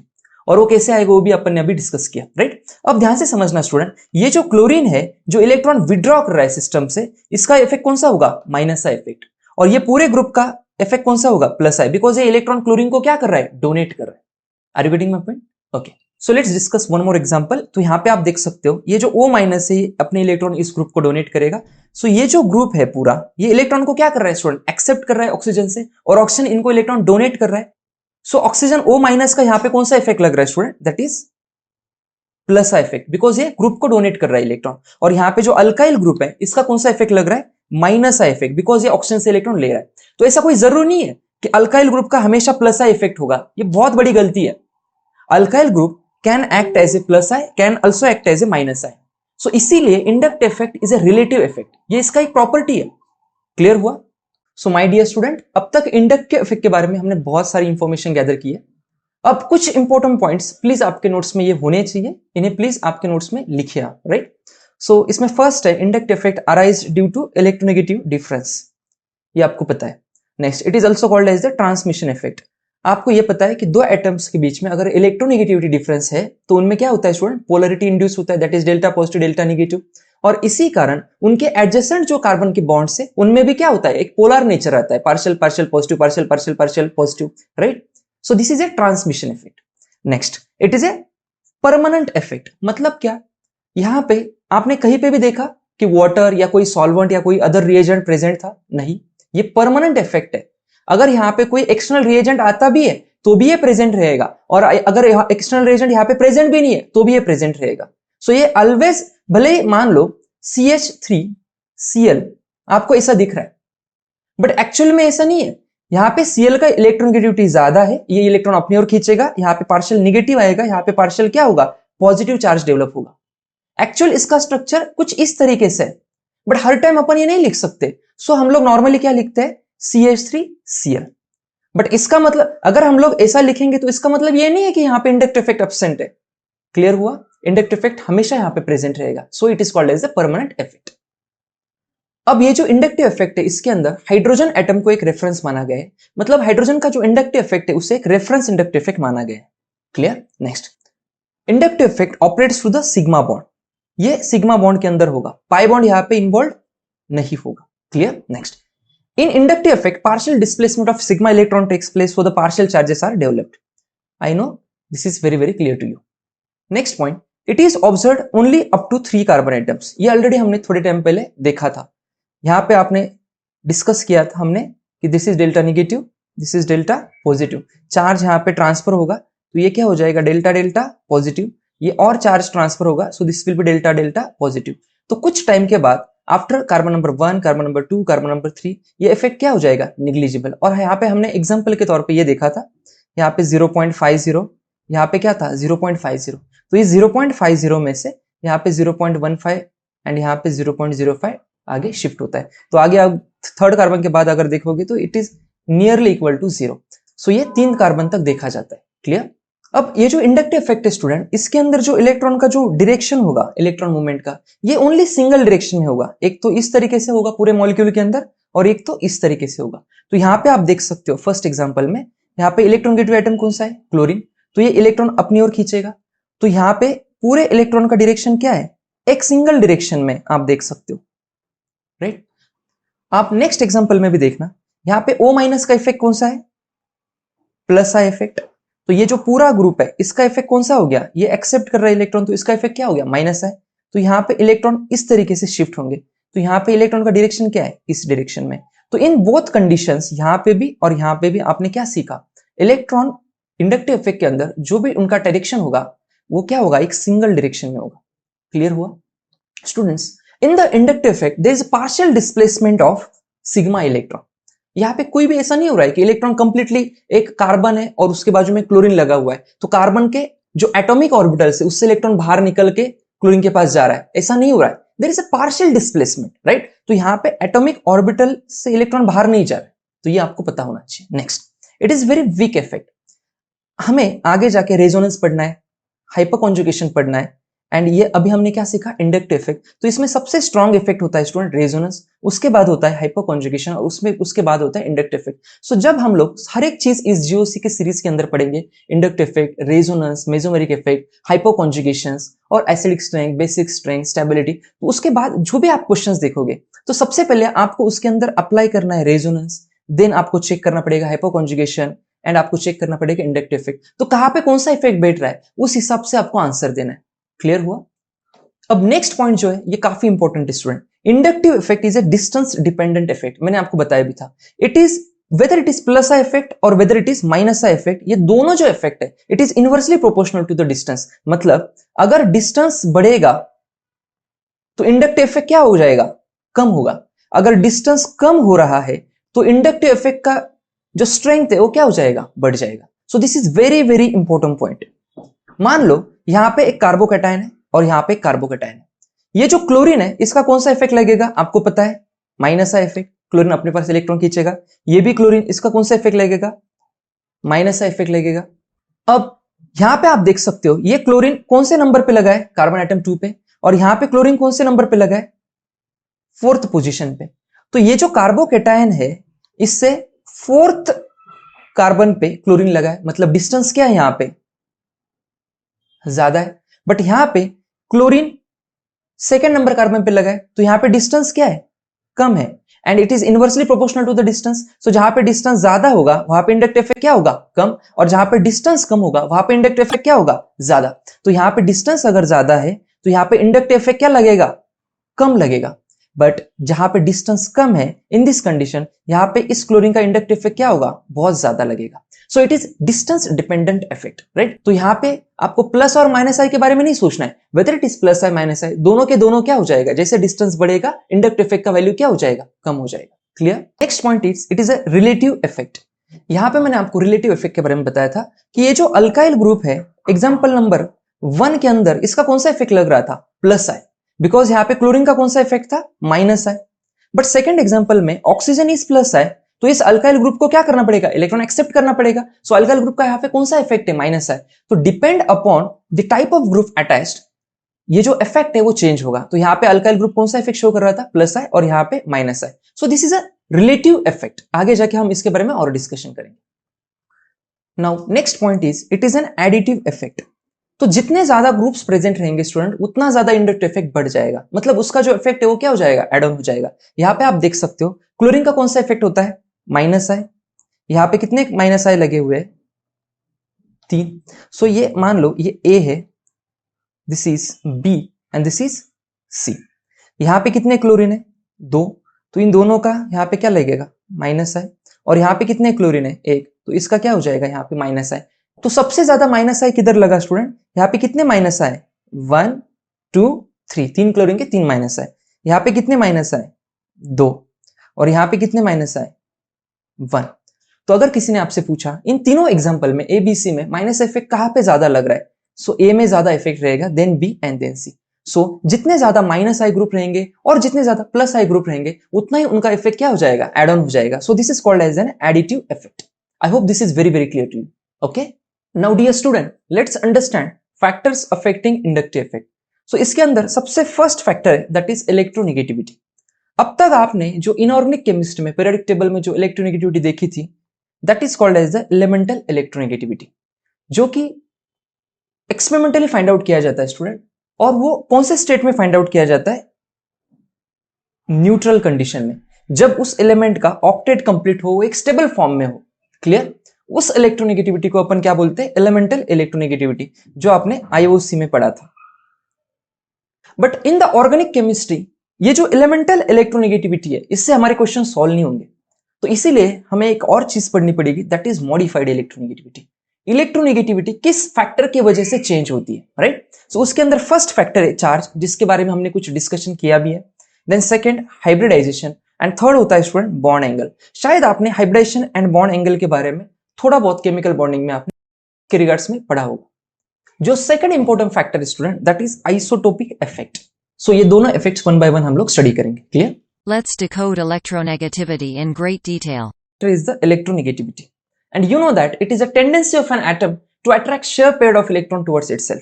तो यहाँ पे A और B है, मान लो B की इलेक्ट्रोनेगेटिविटी A से ज्यादा है, तो ये जो इलेक्ट्रॉन से अपनी ओर खींचेगा, तो यहाँ पे पार्शियल नेगेटिव चार्ज आएगा, यहाँ पे क्या होगा? पार्शियल पॉजिटिव चार्ज आएगा। क्लियर हुआ? अब इसके कारण, इस इलेक्ट्रोनेगेटिविटी के कारण आप यहाँ पे देख सकते हो डाइपोल मोमेंट डेवलप हुआ, एक पोलरिटी डेवलप हुई। मान लो स्टूडेंट, अगर यहाँ पे क्लोरीन और क्लोरीन के बीच में एक बॉन्ड है, तो क्या यहाँ पे इलेक्ट्रॉन का शिफ्टिंग होगा? यहाँ पे इलेक्ट्रोनेगेटिव डिफरेंस है? नहीं, बिकॉज दोनों सेम ग्रुप है, तो यहाँ पे कोई इलेक्ट्रोनेगेटिव डिफरेंस नहीं है। सो यहाँ पे इलेक्ट्रोनेगेटिव डिफरेंस क्या हो जाएगा? 0। तो यहाँ पे कोई चार्जेस क्रिएट नहीं होंगे। यहाँ पे this bond is called as the non polar bond. So because of this electronegativity, electron का जो डिस्ट्रीब्यूशन है वो शिफ्ट हो जाएगा। क्लियर? यहां पे आप देख सकते हो स्टूडेंट, H एंड H के अंदर दोनों का इलेक्ट्रोनेगेटिविटी सेम है। सो यहां पे प्रॉपर जो इलेक्ट्रॉन क्लाउड, जो इलेक्ट्रॉन पोटेंशियल मैप है, वो एकदम प्रॉपरली डिस्ट्रीब्यूटेड है। But on the other hand यहाँ पे हाइड्रोजन एंड फ्लोरीन है, HF। तो यहाँ पे फ्लोरीन का इलेक्ट्रोनेगेटिविटी क्या है? हाइड्रोजन से ज्यादा है, तो फ्लोरीन इलेक्ट्रॉन अपनी ओर खींचेगा। तो यहाँ पे आप देख सकते हो ये जो इलेक्ट्रॉन डेंसिटी है ये शिफ्ट हुई। सो यहाँ पे इस तरीके से इलेक्ट्रॉन मूवमेंट हो रहा है, एंड यहाँ पे ये डाइपोल मूवमेंट क्रिएट हुआ। क्लियर? स्टूडेंट, हमें इलेक्ट्रोनेगेटिविटी में दो चीजें पढ़नी है, एलिमेंटल एंड मॉडिफाइड इलेक्ट्रोनेगेटिविटी। तो एलिमेंटल इलेक्ट्रोनेगेटिविटी आप सभी को पता है, बट यहाँ पे मैं रिवाइज कर रहा हूँ। आपको इतना पता है, लेफ्ट टू राइट इलेक्ट्रोनेगेटिविटी क्या होती है? इंक्रीज होती है पीरियोडिक टेबल में, and top to bottom electronegativity क्या होती है स्टूडेंट? डिक्रीज होती है। क्लियर? तो यहाँ पे हमेशा याद रखना, सबसे पहले आपको लिखना है हाइड्रोजन को 2.1, लिथियम को आपको लिखना है 1.0, सोडियम को 0.9। इतना लिखने के बाद आपको यहाँ पे 0.5 से वैल्यू बढ़ाना है। कितने से वैल्यू बढ़ाओगे? 0.5 से। तो अगर ये 1.0 है तो ये हो जाएगा 1.5, ये हो जाएगा 2.0, अगेन 0.5 से बढ़ाओ, ये हो जाएगा 2.5, ये हो जाएगा 3.0, ये हो जाएगा 3.5 और ये नियरली हो जाएगा 4.0। Clear? On the other hand यहां पे आप वैल्यू इंक्रीज करोगे बाय 0.3 से, तो ये हो जाएगा 0.9 से 1.2, ये हो जाएगा स्टूडेंट एल्यूमिनियम 1.5, सिलिकॉन हो जाएगा 1.8, फास्फोरस हो जाएगा 2.1। अब यहां पे आपको स्टॉप होना है। यहां पे जो सल्फर है स्टूडेंट, इसका इलेक्ट्रोनेगेटिविटी होगा कार्बन के जैसे, एंड जो नाइट्रोजन है इसका इलेक्ट्रोनेगेटिविटी होगा क्लोरीन के जैसे। तो यहां पे स्ट्रेट फॉरवर्ड आपको लिखना है 2.5 और यहां पे क्लोरीन हो जाएगा 3.0। क्लियर? तो ये दोनों चीजें आपको याद होनी चाहिए। अब आपको ये पता है टॉप टू बॉटम इलेक्ट्रोनेगेटिविटी क्या हो रहा है, कम। सो यहाँ पे क्लोरीन से नीचे जाओगे तो क्लोरीन का 3.0 है, तो ये हो जाएगा स्टूडेंट 2.8 एंड आयोडीन का हो जाएगा स्टूडेंट 2.5। सो इस तरीके से आप इन वैल्यूज को याद कर सकते हो। क्लियर? आपको एक बात हमेशा याद रखना है स्टूडेंट, ये जो वैल्यूज है एलिमेंटल वैल्यूज इलेक्ट्रोनेगेटिविटी की, ये कब लिखी गई है, जब कोई एलिमेंट का ऑक्टेट कंप्लीट है, वो एक स्टेबल फॉर्म में है, मतलब वो एक न्यूट्रल फॉर्म में प्रेजेंट है। इन कंडीशन में जब उसका पेट भरा हुआ है, उस कंडीशन में इन वैल्यूज को लिखा गया। क्लियर? सो अगर मान लो किसी एटम के ऊपर प्लस चार्ज आता है और उसका हाइब्रिडेशन चेंज होता है, तो ये वैल्यूज भी क्या हो जाएंगे स्टूडेंट, चेंज हो जाएंगे। Clear? And that is called as the modified electronegativity.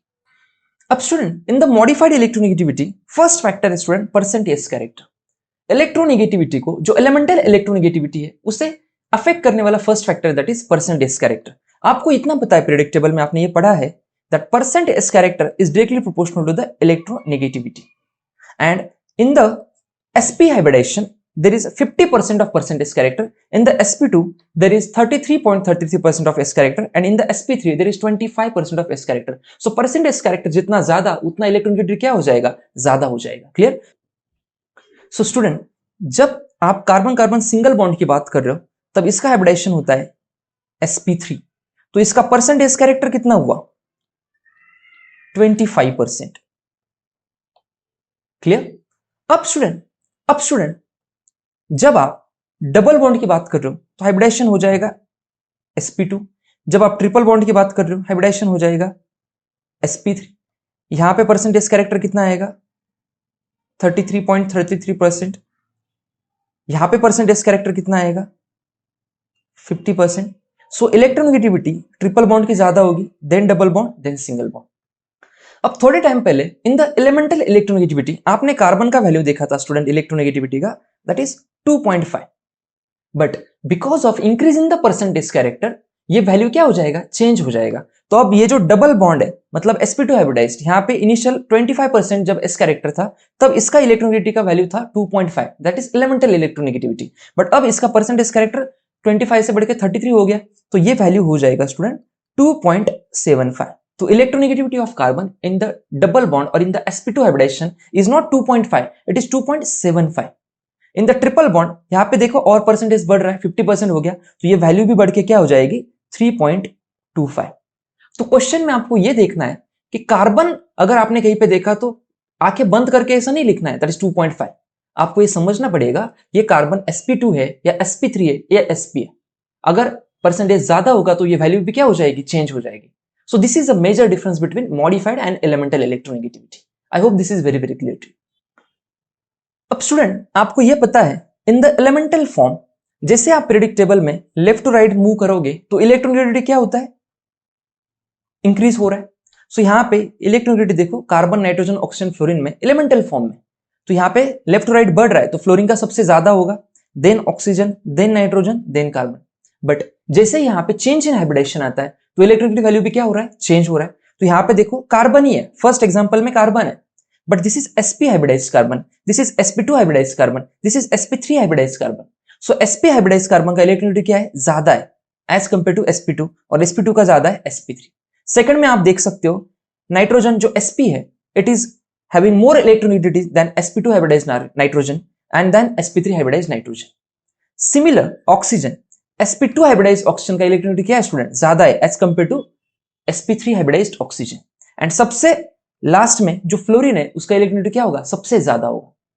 So normally हम लोग ये चीजें याद रखेंगे एलिमेंटल फॉर्म, बट जब ऑर्गेनिक केमिस्ट्री की बात आती है, जब अलग अलग हाइब्रिडाइजेशन के क्वेश्चन आएंगे, तब आपको ये चीजें याद रखनी है। क्लियर? अब स्टूडेंट, जब क्वेश्चन में आपको कार्बन कार्बन को कंपेयर करना है तो आप ये यूज करोगे, अगर नाइट्रोजन के बीच में कंपेयर करना है तो ये यूज करोगे, फॉर ऑक्सीजन आप ये कंपेयर यूज करोगे। बट अगर क्वेश्चन में कार्बन दिया है अलग अलग हाइब्रिडाइजेशन का और नाइट्रोजन दिया है अलग अलग हाइब्रिडाइजेशन का, तो इन दोनों में आप कैसे कंपेयर करोगे? हर वैल्यू तो आप याद नहीं रख सकते, राइट? तो यहां पे आपको क्या याद रखना है, देखो तो स्टूडेंट इसके लिए एक ट्रिक है। ये जो CsP है इसका हाईएस्ट है ना कार्बन के बीच में, एंड CsP3 का कार्बन कार्बन के बीच में क्या है, सबसे कम इलेक्ट्रोनेगेटिविटी है। वेर एज नाइट्रोजन के केस में NsP3 का हाईएस्ट है एंड यहाँ पे NsP3 का लोएस्ट है, राइट? देन ऑक्सीजन के केस में OsP2 का हाईएस्ट है एंड OsP3 का क्या है, लोएस्ट है। अब आपको क्या करना है student, modified electronegativity on the basis of hydrogen में सबसे टॉप पे कौन आएगा, बिकॉज वो हाईएस्ट है प्रेडिक्टेबल में, राइट? सो हाईएस्ट किसका होगा इलेक्ट्रोनेगेटिविटी वैल्यू, हम लोग लिख रहे हैं स्टूडेंट, ये काफी इंपॉर्टेंट है। सबसे ज्यादा किसका होगा, फ्लोरीन का। उसके बाद होगा स्टूडेंट, फ्लोरीन होने के बाद कौन आएगा, OsP2। अब क्या करना है स्टूडेंट, ये जो नाइट्रोजन है ये आपको यहां से उठा के यहां पे लेके आना है, एंड ये जो कार्बन Sp है ये यहां से उठा के यहां पे इन दोनों के बीच में लेके आना है। तो ये ऑर्डर क्या हो जाएगा, देखो nitrogen Sp will be greater than OsP3, then it will be greater than nitrogen Sp2 hybridized, it will be greater than, यहां पे क्या आएगा, कार्बन Sp hybridized, देन यहां पे क्या आएगा स्टूडेंट, नाइट्रोजन Sp3, देन क्या आएगा CsP2, और एट द एंड क्या आएगा CsP3। तो अगर कंबाइन क्वेश्चन आता है स्टूडेंट तो आपको ये इलेक्ट्रोनेगेटिविटी का ऑर्डर आना ही चाहिए, this is very very important. Clear? Dear student, यहां पे जो सेकंड फैक्टर है जो हमें पढ़ना है दैट इज चार्ज। तो चार्ज में आपको ये पता है इलेक्ट्रोनेगेटिविटी का क्या ऑर्डर होता है, जिसके पास पॉजिटिव चार्ज है वो ज्यादा इलेक्ट्रॉन डिफिशिएंट है, उसका पेट भरा हुआ नहीं है, वो अनस्टेबल है। तो अगर उसे स्टेबल होना है तो क्या करेगा, इलेक्ट्रॉन को एक्सेप्ट करेगा। क्लियर? तो जिसके पास पॉजिटिव चार्ज है उसकी इलेक्ट्रोनेगेटिविटी क्या होगी, सबसे ज्यादा, then partial positive charge, then neutral species, then partial negative charge, and then होगा नेगेटिव चार्ज। तो ये किसके ऑर्डर है स्टूडेंट, इलेक्ट्रोनेगेटिविटी के ऑर्डर है। क्लियर? अब स्टूडेंट ये जो फर्स्ट एग्जांपल है इसमें आपको कंपेयर करना है इलेक्ट्रोनेगेटिविटी। तो यहां पे आप देख सकते हो, यहां पे नाइट्रोजन का हाइब्रिडाइजेशन क्या है, Sp3, यहां पर भी नाइट्रोजन का हाइब्रिडाइजेशन क्या है, Sp3। तो अब हम लोग क्या देखेंगे student, charge. This nitrogen is neutral, but इसके ऊपर कौन सा चार्ज है, पॉजिटिव चार्ज। तो जिसके पास पॉजिटिव चार्ज है उसका इलेक्ट्रोनेगेटिविटी क्या होगा, ज्यादा होगा। तो यहां पे अमोनियम कैटायन का जो इलेक्ट्रोनेगेटिविटी होगा वो अमोनिया से क्या होगा स्टूडेंट, ज्यादा होगा। Clear? So this will be like this. Okay, next, now let's have look at example number 2। यहां पे आप देख सकते हो student, this carbon is Sp hybridized, this carbon is also Sp hybridized, this carbon is also Sp hybridized। यहां पे nitrogen के पास एक लोन पेयर है, तो इस नाइट्रोजन का हाइब्रिडाइजेशन भी क्या होगा, Sp hybridization। तो हमें ये पता है Sp hybridization is greater than Sp2 and greater than Sp3, जो इलेक्ट्रोनेगेटिविटी का ऑर्डर है। पर इस एग्जांपल में हाइब्रिडाइजेशन तो सेम हो गया, तो अब हमें दोनों, ये जो क्वेश्चन नंबर ए है एंड बी, इन दोनों में अगर इलेक्ट्रोनेगेटिविटी कंपेयर करनी है तो हमें कौन सा फैक्टर देखना है स्टूडेंट। तो यहां पे आपको क्या दिमाग लगाना है, देखो यहां पे जो नाइट्रोजन है इसका इलेक्ट्रोनेगेटिविटी कार्बन से ज्यादा है, बिकॉज Sp हाइब्रिडाइज्ड नाइट्रोजन का जो इलेक्ट्रोनेगेटिविटी होता है वो ज्यादा होता है as compare to Sp hybridized carbon. तो यहां पे जो इलेक्ट्रॉन है वो यहां पे शिफ्ट होंगे, नाइट्रोजन पे आएगा पार्शियल नेगेटिव और यहां पे कौन सा चार्ज आएगा, पार्शियल पॉजिटिव। सो यहाँ पे जो पार्शियल पॉजिटिव चार्ज डेवलप होने की वजह से ये कार्बन क्या है, न्यूट्रल है, और यहाँ पे पार्शियल पॉजिटिव चार्ज है, तो इलेक्ट्रोनेगेटिविटी किसकी ज्यादा होगी, जिसके सर के ऊपर पार्शियल पॉजिटिव चार्ज आया। तो यहाँ पे इस स्पीसीज का यानी बी का इलेक्ट्रोनेगेटिविटी क्या होगा, ज्यादा होगा इससे। क्लियर?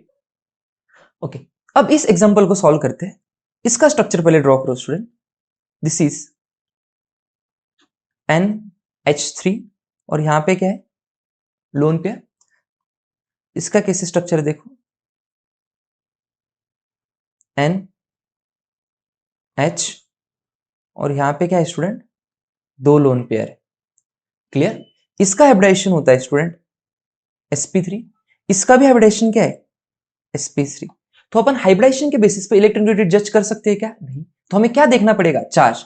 तो यहाँ पे नाइट्रोजन के ऊपर कौन सा चार्ज है स्टूडेंट? Negative charge. यहाँ पे नाइट्रोजन क्या है? न्यूट्रल है। और हमें इलेक्ट्रोनेगेटिविटी का ऑर्डर पता है student, positive greater than neutral and then क्या होता है स्टूडेंट?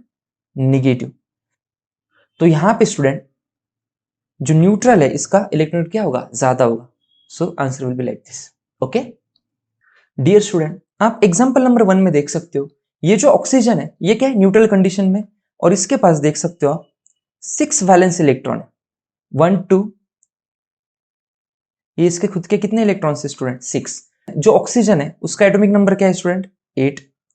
तो इसका इलेक्ट्रॉनिक कॉन्फ़िगरेशन क्या आएगा? 1s2, this will be 2s2, this will be 2p4। तो ये 6 इलेक्ट्रॉन जो है ये इसके वैलेंस इलेक्ट्रॉन है और यही बॉन्ड फॉर्मेशन में पार्टिसिपेट करेंगे। क्लियर हुआ? ये जो इनर शेल के इलेक्ट्रॉन्स है ये बॉन्ड फॉर्मेशन में पार्टिसिपेट नहीं करेंगे। तो यहाँ पे स्टूडेंट इसके पास 6 इलेक्ट्रॉन थे और इस एग्जांपल में इसके पास क्या है? पूरे के पूरे वैलेंस इलेक्ट्रॉन है। सो यहाँ पे कोई भी चार्ज नहीं आएगा। So this is a simple method to calculate the formal charge, right? Next, तो यहाँ पे स्टूडेंट ये जो ऑक्सीजन है इसका इलेक्ट्रोनेगेटिविटी होता है 3.5। क्यों? बिकॉज ये न्यूट्रल फॉर्म में, ये एलिमेंटल फॉर्म का जो इलेक्ट्रोनेगेटिविटी है वो हमें यहाँ पे कंसिडर करना है, राइट? एलिमेंटल इलेक्ट्रोनेगेटिविटी कब देखना है स्टूडेंट?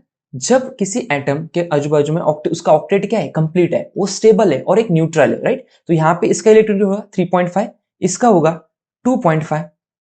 तो स्टूडेंट यहाँ पे इलेक्ट्रॉन का शिफ्ट इस डायरेक्शन में होगा एंड ऑक्सीजन पे कौन सा चार्ज आएगा? माइनस। कार्बन पे कौन सा चार्ज आएगा? प्लस।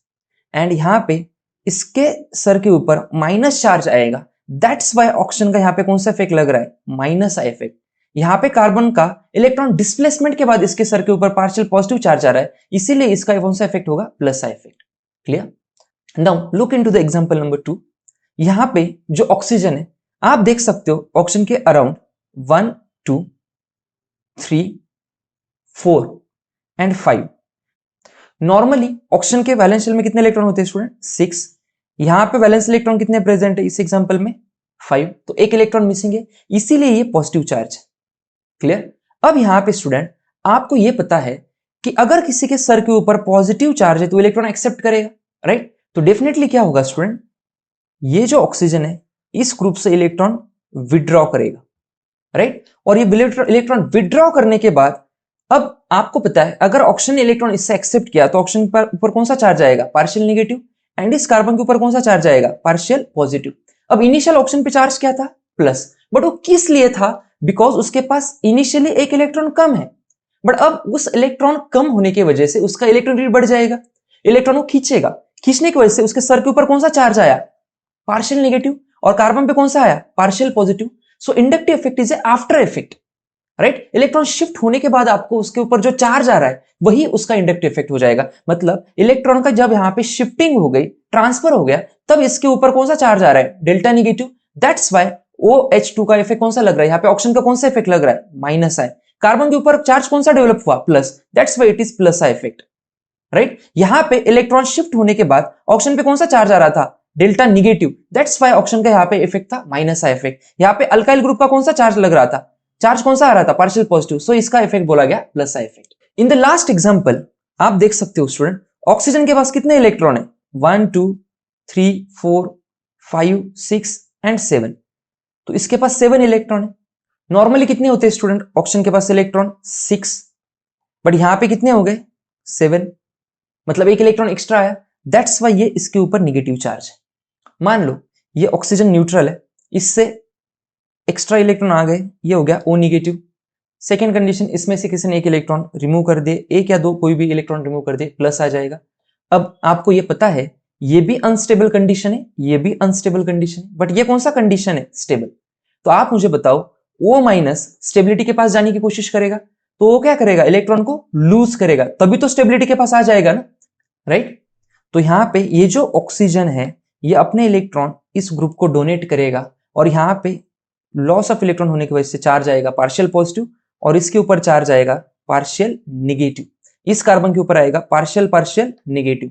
तो यहां पे ऑक्सीजन ने इलेक्ट्रॉन डोनेट किया और ये इनिशियल चार्ज नहीं देखना है आपको, आफ्टर द इफेक्ट चार्ज देखना है। तो यहाँ पे कौन सा चार्ज आया? पॉजिटिव। सो यहाँ पे ऑक्सीजन का कौन सा इफेक्ट लग रहा है स्टूडेंट? प्लस सा इफेक्ट। और यहाँ पे इस कार्बन का कौन सा इफेक्ट लग रहा है? माइनस सा इफेक्ट, राइट। और यहाँ पे मैंने एक चीज और आपको समझाई थी कि अल्काइल ग्रुप का ये जरूरी नहीं है कि हमेशा प्लस सा इफेक्ट होगा। यहाँ पे देखो अल्काइल ग्रुप का माइनस सा इफेक्ट भी लगता है। सो it is a relative effect. उसके आजू बाजू में कौन सा ग्रुप लगा है उस बेसिस पे ये डिफाइन किया जाता है कि इसका प्लस आई होगा या माइनस आई होगा। और इसके आफ्टर द चार्जेस, जब इलेक्ट्रॉन का ट्रांसमिशन होता है, डिस्प्लेसमेंट होता है, पार्शियल डिस्प्लेसमेंट, उसके बाद उसके ऊपर कौन सा पार्शियल पॉजिटिव आ रहा है या पार्शियल निगेटिव आ रहा है, उस बेसिस पे इसको प्लस आई और माइनस आई बोला जाता है। I hope this is very very clear to you. Okay, so dear student, आप मुझे बताएंगे ये जो फर्स्ट एग्जांपल हमने देखा था इसमें ऑक्सीजन का इलेक्ट्रॉनिगेटिविटी क्या था? 3.5 और यहां पे कार्बन का क्या था? 2.5। सो इलेक्ट्रॉन को मूवमेंट इस डायरेक्शन में हुआ। बट जब आप ये बोल रहे हो इन द सेकेंड एग्जाम्पल ये ऑक्सीजन पॉजिटिवली चार्ज है, मतलब इसके पास इलेक्ट्रॉन सफिशिएंट नहीं है, तो ये इलेक्ट्रॉन यहां से यहां पे एक्सेप्ट करेगा। तो यहां पे इसका इलेक्ट्रॉनिगेटिविटी क्या होना चाहिए था? 3.5 और कार्बन का क्या है? 2.5। बट यहां पे न्यूट्रल कंडीशन में ऑक्सीजन का 3.5 है, तो ये क्या इस कंडीशन में भी, ये प्लस वाली कंडीशन में भी 3.5 होगा? Definitely not. यहां पे पॉजिटिव चार्ज आने की वजह से इसका इलेक्ट्रोनेगेटिविटी 3.5 से क्या हो जाएगा? बढ़ जाएगा। सो एक्चुअली यहां पे इलेक्ट्रोनेगेटिविटी क्या है? More than 3.5, right. अब यहां पे एग्जांपल नंबर 3 में देखिए कार्बन का क्या होता है स्टूडेंट? 2.5 और ऑक्सीजन का नॉर्मली क्या होता है? 3.5। अब आप मुझे बताना, आपने अभी बोला कि ये इलेक्ट्रॉन डोनेट करेगा, बट एक्सपेक्टेड इलेक्ट्रोनेगेटिविटी क्या है? 2.5 और 3.5 अगर आप एलिमेंटल वैल्यू से जाओगे तो, राइट। तो मैं क्या कहना चाहता हूं, शायद आपको समझ में आया होगा। तो डेफिनेटली यहां पे इसका इलेक्ट्रोनेगेटिविटी क्या हो गया? कम हुआ है because of this minus charge. और ये कम होके कितना कम हुआ होगा? It will be less than 2.5। तभी तो इलेक्ट्रॉन इधर से इधर भेज रहा है ना। सो लोअर टू हायर तभी तो जाता है ना। तो ये अगर 2.5 है तो ये इसका इस पर्टिकुलर O माइनस का क्या होना चाहिए? Less than 2.5। Are you getting my point? So this is the game of electronegativity. Clear? अब स्टूडेंट आप मुझे बताना, ये जो एलिमेंटल इलेक्ट्रोनेगेटिविटी है यहां पे मैंने आपको समझाया था, ये कौन से स्टेट में लिया गया है? न्यूट्रल। और जब उसका ऑक्टेट कंप्लीट है, जब वो स्टेबल फॉर्म में, तब ये एक्सपेरिमेंटली फाइंड आउट किया गया था। अब यहां पे बोरॉन का इलेक्ट्रोनेगेटिविटी कितना है? 2.0 एंड फ्लोरीन का कितना है? 4.0। क्लियर? अब ध्यान से समझना, अब ध्यान से समझना स्टूडेंट, फ्लोरीन का इलेक्ट्रोनेगेटिविटी कितना है? 4.0। इस फ्लोरीन का कितना है? 4.0। इस फ्लोरीन का कितना है भाई? 4.0। बोरॉन का कितना होता है? 2.0। तो आप मुझे बताना इलेक्ट्रॉन कहां से कहां पे मूव होना चाहिए? बोरॉन से फ्लोरीन की तरफ। बट ऐसा होता है क्या स्टूडेंट? नहीं, बल्कि क्या हो रहा है स्टूडेंट? इलेक्ट्रॉन फ्लोरीन से बोरॉन की तरफ मूव होंगे। तो यहां पे क्या ऐसा है क्या ये फ्लोरीन का इलेक्ट्रोनेगेटिविटी 4 होगा या बोरॉन का इलेक्ट्रोनेगेटिविटी 2 होगा? नहीं। तो ध्यान से समझना, ये बोरॉन 5 इलेक्ट्रॉन है, 1:2:2p1। ये इनर शेल है, ये तो बॉन्डिंग में पार्टिसिपेट करेगा नहीं। ये वैलेंस शेल इलेक्ट्रॉन है, 2:2p1। सो ग्राउंड स्टेट में आपको इलेक्ट्रॉन्स कुछ इस तरीके से नजर आएगा, 2:2p1। बट एक्साइटेड स्टेट में यहां पे क्या होगा? ये इलेक्ट्रॉन यहां पे जंप कर लेगा और यहां पे आपको 3 अनपेड इलेक्ट्रॉन मिलेगा, राइट। अब होता क्या है स्टूडेंट, बोरॉन के पास ये 3 अनपेड इलेक्ट्रॉन है और इस 3 अनपेड इलेक्ट्रॉन की वजह से ये 3 फ्लोरीन के साथ तो बॉन्ड बना रहा है, but at the same time इसके पास एक वैकेंट p ऑर्बिटल भी प्रेजेंट है, राइट। तो यहां पे इसके पास क्या है? वैकेंट p ऑर्बिटल प्रेजेंट है। और ये वैकेंट p ऑर्बिटल होने की वजह से, एंड इस कंडीशन में आप देख सकते हो बोरॉन का ऑक्टेट भी इनकम्प्लीट है। इसके पास आउटर मोस्ट में कितने इलेक्ट्रॉन्स है? 6 इलेक्ट्रॉन। तो इसका ऑक्टेट क्या है? इनकम्प्लीट है। एट द सेम टाइम इसके पास वैकेंट p ऑर्बिटल है, तो ये स्टेबल होने की कोशिश करेगा, अपना ऑक्टेट कंप्लीट करने की कोशिश करेगा। एंड यहां पे जो फ्लोरीन लगे हुए हैं, हर एक फ्लोरीन के ऊपर कितने लोन पेयर है? 3-3 लोन पेयर है। यहां पे भी 3, यहां पे भी 3, यहां पे इस फ्लोरीन के पास भी कितने लोन पेयर है भाई? 3। तो ये जो बोरॉन है ये तीनों फ्लोरीन से कंटिन्यूअसली इलेक्ट्रॉन लेने की कोशिश करेगा। तो हमें क्या लगता है स्टूडेंट, फ्लोरीन की इलेक्ट्रोनेगेटिविटी 4 है एंड बोरॉन की इलेक्ट्रोनेगेटिविटी कितना है, 2 है। बट हम ये भूलते हैं कि इलेक्ट्रोनेगेटिविटी का ऑर्डर क्या होता है, positively charge, neutral and negatively charge. आप चार्ज को छोड़ दीजिए, ये क्या इंडिकेट कर रहा है, इलेक्ट्रॉन डिफिशियंसी। सो अगर किसी के पास इलेक्ट्रॉन की डिफिशियंसी है, वो ज्यादा इलेक्ट्रॉन अट्रैक्ट करने की कोशिश करेगा, राइट। सो इस कंडीशन में बोरॉन के पास वैकेंट पी ऑर्बिटल है, इसका ऑक्टेट भी इनकम्प्लीट है, इसको इलेक्ट्रॉन की जरूरत है, तो ये डेफिनेटली फ्लोरीन से, बल्कि ये तीनों फ्लोरीन से इलेक्ट्रॉन लेता है, राइट। आपने इनऑर्गेनिक में इसे सीखा होगा, राइट। तो डेफिनेटली सर हमें लग तो रहा है इसका इलेक्ट्रोनेगेटिविटी 2 है और इसका 4 है, बट एक्चुअल में ये जो बोरॉन है, अगर इसे फ्लोरीन से इलेक्ट्रॉन लेना है बाजू वाले, तो इसका इलेक्ट्रोनेगेटिविटी क्या होना चाहिए, मोर देन 4, तभी तो इलेक्ट्रॉन ले सकता है ना, राइट। तो ये 2 कहां से आया फिर, तो वही तो मैंने आपको समझाया था कि ये जो इलेक्ट्रोनेगेटिविटी जो है एलिमेंटल फॉर्म के, ये उसके न्यूट्रल और ऑक्टेट जब कंप्लीट होता है तब उसे लिया गया है। तो ये जो इलेक्ट्रोनेगेटिविटी है 2, ये B2H6 जब बोरॉन का ये जो मॉलिक्यूल है, बनाना बॉन्ड वगैरह सब बनता है, तब वहां से इसका फाइंड आउट किया गया है। तो वहां पे इलेक्ट्रोनेगेटिविटी क्या था, 2, बिकॉज ऑक्टेट कंप्लीट है। बट इस कंडीशन में BF3 में ऑक्टेट इनकम्प्लीट है, उसके पास वैकेंट पी ऑर्बिटल भी है, तो डेफिनेटली इसका इलेक्ट्रोनेगेटिविटी मोर देन 4 होगा, not 2। I hope this is very very clear to you. Okay dear student, आगे जाके हम लोग plus I effect, minus I effect देखेंगे, प्लस आई ग्रुप्स देखेंगे, माइनस आई ग्रुप्स देखेंगे। प्लस आई ग्रुप्स मतलब क्या, जो इलेक्ट्रॉन को डोनेट करेगा, माइनस आई मतलब जो इलेक्ट्रॉन को विड्रॉ करेगा। सो इलेक्ट्रोनेगेटिविटी का ऑर्डर क्या है, देखो, a positive, then a partial positive, then a neutral, then partial negative and then negative.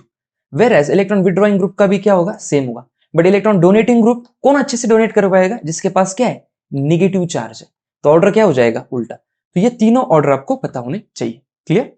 Let's understand second factor, that is isotopic effect. So student, अब तक फैक्टर्स अफेक्टिंग इंडक्टिव इफेक्ट में हमने first discussion किया about electronegativity, and अब हम लोग discussion करने वाले स्टूडेंट्स आइसोटोपिक इफेक्ट के बारे में। So what is isotopic effect, ध्यान से समझिए स्टूडेंट। सो स्टूडेंट, जो भी मैटर है इट इज मेड ऑफ क्या, एटम, और एटम हमेशा वाइब्रेट करते रहते हैं, they are in always in the vibrational motion, because according to the third law of thermodynamics entropy can never be zero. तो ये कंटिन्यूसली क्या रहेंगे, एक रैंडम पोजीशन में रहेंगे, एक वाइब्रेशनल मोशन में रहेंगे, क्लियर। तो यहाँ पे जो मास ऑफ एटम है student, it is inversely proportional to this vibrational motion of the atom. तो एटम का जितना ज्यादा मास होगा स्टूडेंट, उतना उसका वाइब्रेशन क्या हो जाएगा, कम। आपको और एक चीज याद रखनी है, that vibration is directly proportional to the bond length. तो अगर मास ज्यादा है मतलब वाइब्रेशन कम होगा, और अगर वाइब्रेशन कम हुआ तो बॉन्ड लेंथ भी क्या हो जाएगी, कम। But bond length is inversely proportional to the bond strength. So अगर बॉन्ड लेंथ कम हुई तो बॉन्ड स्ट्रेंथ क्या हो जाएगी, बढ़ जाएगी। सो स्टूडेंट, हाइड्रोजन के 3 आइसोटोप्स होते हैं, हाइड्रोजन, ड्यूटेरियम एंड ट्रिटियम। तो यहाँ पे आप देख सकते हो जो मास होता है ट्राइटियम का वो ज्यादा होता है as compare to deuterium and as compare to hydrogen, right. अब ध्यान से समझना, जिसका मास ज्यादा है, जिसका मास ज्यादा है उसका वाइब्रेशन क्या है, कम है। तो यहाँ पे वाइब्रेशन का ऑर्डर क्या हो जाएगा, हाइड्रोजन का ज्यादा वाइब्रेट होगा, then deuterium and then tritium, because of this relation. अब vibration is directly proportional to the bond length, so जो वाइब्रेशन का ऑर्डर होगा वही बॉन्ड लेंथ का ऑर्डर होगा, so it will be like this. But bond length is inversely proportional to the bond strength, तो यहाँ पे बॉन्ड स्ट्रेंथ का ऑर्डर क्या हो जाएगा, उल्टा हो जाएगा। अब ये जो ऑर्डर था ये उल्टा हो जाएगा, सो यहाँ पे tritium, then deuterium and then hydrogen, clear. अब स्टूडेंट, ऐसे मानो यहाँ पे कोई एक मेन ग्रुप है, राइट, ये मेन ग्रुप है, एंड एक जगह पे अटैच्ड है ट्राइटियम, एक जगह पे अटैच्ड है ड्यूटेरियम, और एक जगह पे अटैच्ड है हाइड्रोजन। अब आपको यह पता है कि कार्बन कार्बन, अब स्टूडेंट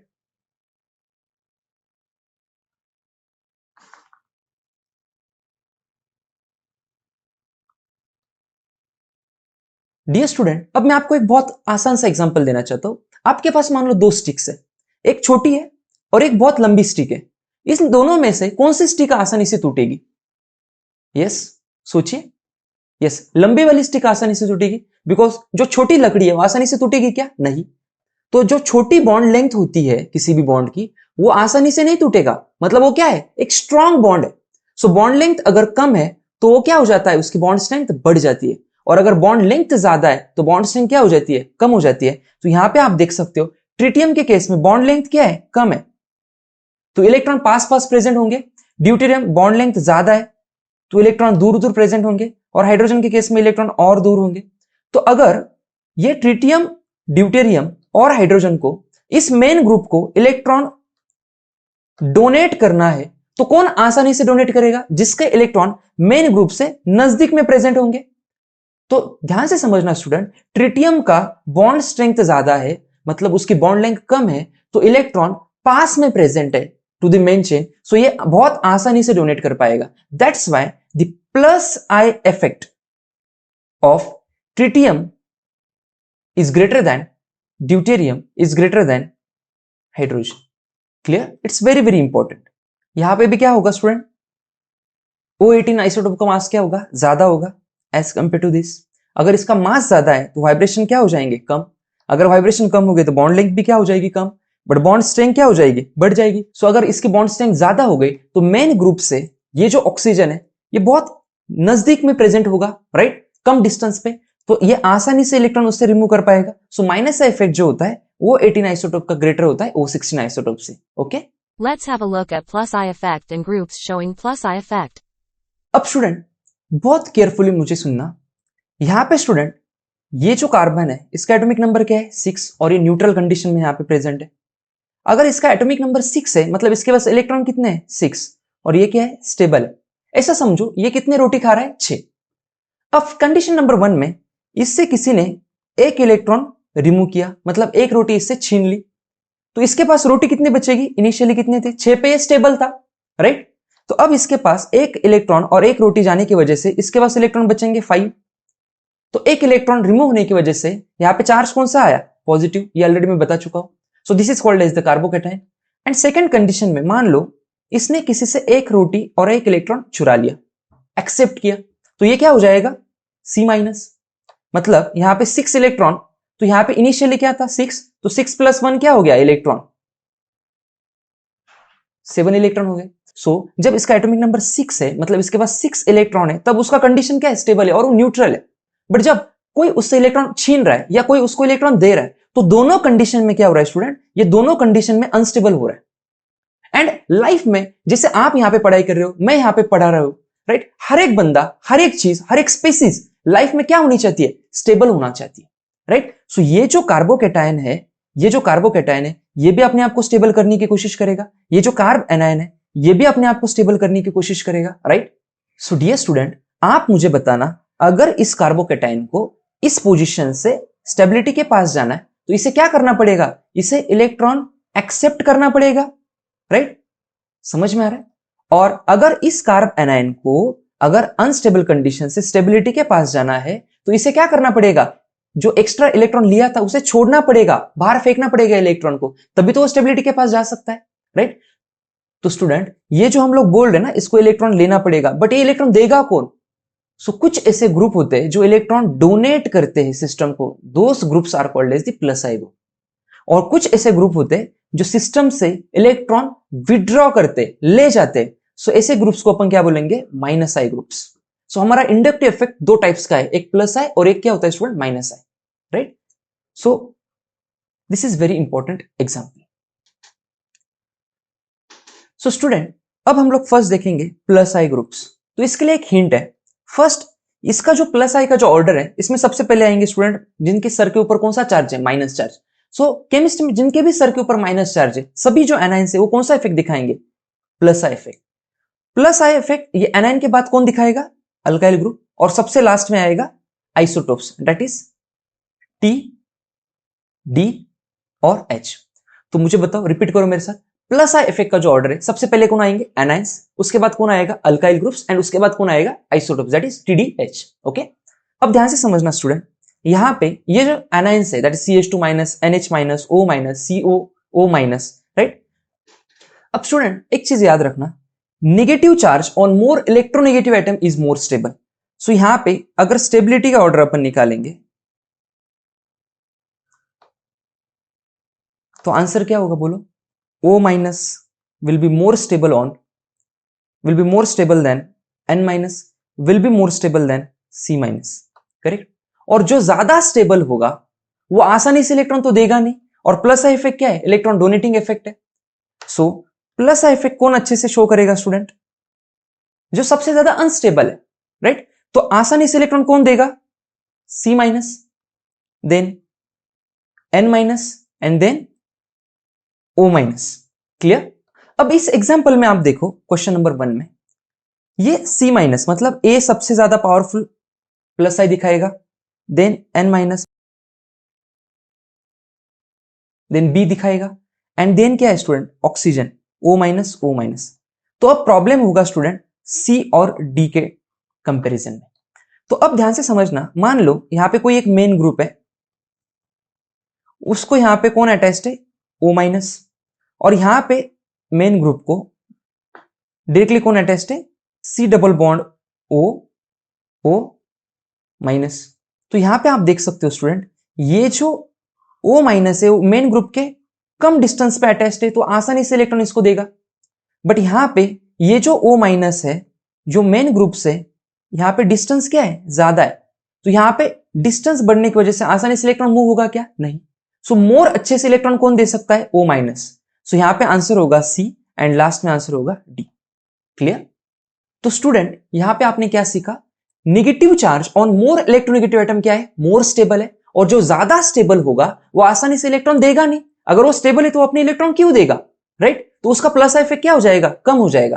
तो यहां पे स्टेबिलिटी का ऑर्डर क्या था? Oxygen minus, nitrogen minus and carbon minus. But plus I का ऑर्डर क्या हो जाएगा? उल्टा, C minus, N minus and O minus. But अब यहां पे O minus and C double bond वो O माइनस में कंफ्यूजन था, तो हमने डिस्टेंस के बेसिस पे इसे एक्सप्लेन किया। Clear? So correct answer will B A B C D। अब इस एग्जांपल में आप देखो, अब नेक्स्ट पॉइंट में देखो स्टूडेंट, प्लस आई इफेक्ट जो होता है it is directly proportional to the number of carbon atoms, right? तो यहां पे this is tertiary carbon, this is secondary, this is primary and this is methyl, right? तो यहां पे आप देख सकते हो कितने नंबर ऑफ कार्बन प्रेजेंट है स्टूडेंट? 4। तो 4 लोग यहां पे क्या कर रहा है? प्लस आई इफेक्ट दिखा रहे हैं। यहां पे कितने कार्बन प्रेजेंट है? 3 कार्बन प्रेजेंट है। यहां पे कितने कार्बन प्रेजेंट है? 2 कार्बन प्रेजेंट है, और यहां पे सिंगल कार्बन प्रेजेंट है। सो अगर नंबर ऑफ कार्बन बढ़ जाएंगे तो प्लस आई इफेक्ट भी क्या होगा? ज्यादा हो जाएगा। So answer is like this.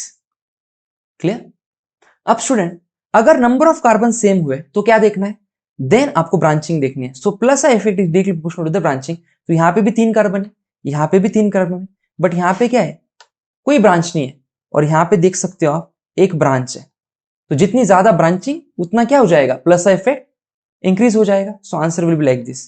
किसका आंसर? ये प्लस आई इफेक्ट का। ओके। और लास्ट में आपको आइसोटोप का पता है, that is TDH, T is greater then D is greater then H। तो अगर मान लो यहाँ पे CT3 दिया है, it will be greater than CD3, it will be greater than CH3, और अगर नॉर्मली आपको TDH दिया है तो this will be the answer. Clear? तो स्टूडेंट प्लस आई इफेक्ट के जितने आपने 4 पॉइंट्स देखे उन सबको कलेक्ट करने के बाद एक फाइनल एक्सपेरिमेंटल ऑर्डर हमें मिला, और यही ऑर्डर आपको याद रखना है। This is very very important, ये आपको याद ही होना चाहिए, राइट? इसके अलावा आपके क्वेश्चन सॉल्व ही नहीं होंगे। तो यहां पे आप देख सकते हो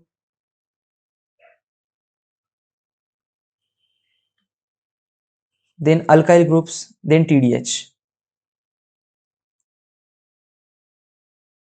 तो इसका हिंट क्या था स्टूडेंट? इनिशियली सारे ग्रुप्स कौन से होंगे? एनाइंस। देन कौन से ग्रुप आएंगे student? Alkyl groups, and then last में क्या होगा? TDH। सो इस तरीके से आप प्लस आई के ऑर्डर को याद कर सकते हो। आई hope this is very very clear. Okay.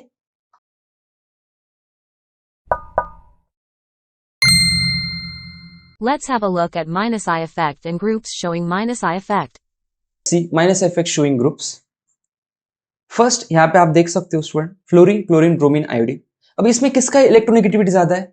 Yes, down the group electronegativity क्या होता है? कम हो रहा है। तो हाईएस्ट इलेक्ट्रोनेगेटिविटी किसका है? फ्लोरीन का, then chlorine, then bromine and then iodine. And जिसका इलेक्ट्रोनेगेटिविटी ज्यादा है वो ज्यादा अमाउंट ऑफ इलेक्ट्रॉन अपनी ओर खींचेगा, और इसी को क्या बोला जाता है? माइनस आई ग्रुप, राइट? तो यहां पे आंसर क्या होगा? माइनस इफेक्ट किसका ज्यादा होगा? Fluorine, chlorine, bromine and then iodine. Now second case में आप देख सकते हो फ्लोरीन का इलेक्ट्रोनेगेटिविटी कितना होता है भाई? 4। ऑक्सीजन का कितना होता है? 3.5, राइट। नाउ स्टूडेंट, ये जो कार्बन है इसका इलेक्ट्रॉनिटी कितना है? 3.25। क्यों? Because this is sp hybridized. यहाँ पे आप देख सकते हो carbon carbon triple bond, it sp hybridized, 3.25 electronegativity, right. अब ये जो नाइट्रोजन है, न्यूट्रल कंडीशन में नाइट्रोजन का इलेक्ट्रोनेगेटिविटी कितना होता है? 3। और यहाँ पे हाइब्रिडाइजेशन क्या है स्टूडेंट? sp3। हियर ये जो कार्बन है इसका हाइब्रिडाइजेशन क्या है भाई? sp2। और यहाँ पे इलेक्ट्रोनेगेटिविटी कितना आ जाएगा? 2.75। इलेक्ट्रोनेगेटिविटी होगा 2.75। यहाँ पे भी आप देख सकते हो this is also sp2 hybridized, electronegativity कितना होगा? 2.75। तो यहाँ पे आप देख सकते हो स्टूडेंट, ये जो 2.75 है ये भी 2.75, बट यहाँ पे sp2 हाइब्रिडाइज कितने कार्बन है इस केस में? ऐसे यहाँ पे 6 कार्बन है जो sp2 हाइब्रिडाइज्ड है।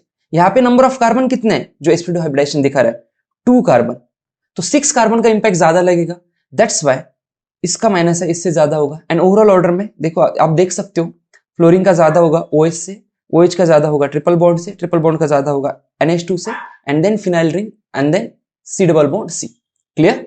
सो ये आपको याद रखना है। Okay, in the next case student, ये काफी इंपॉर्टेंट केस है, इसे आपको अच्छे से याद रखना है। क्लियर?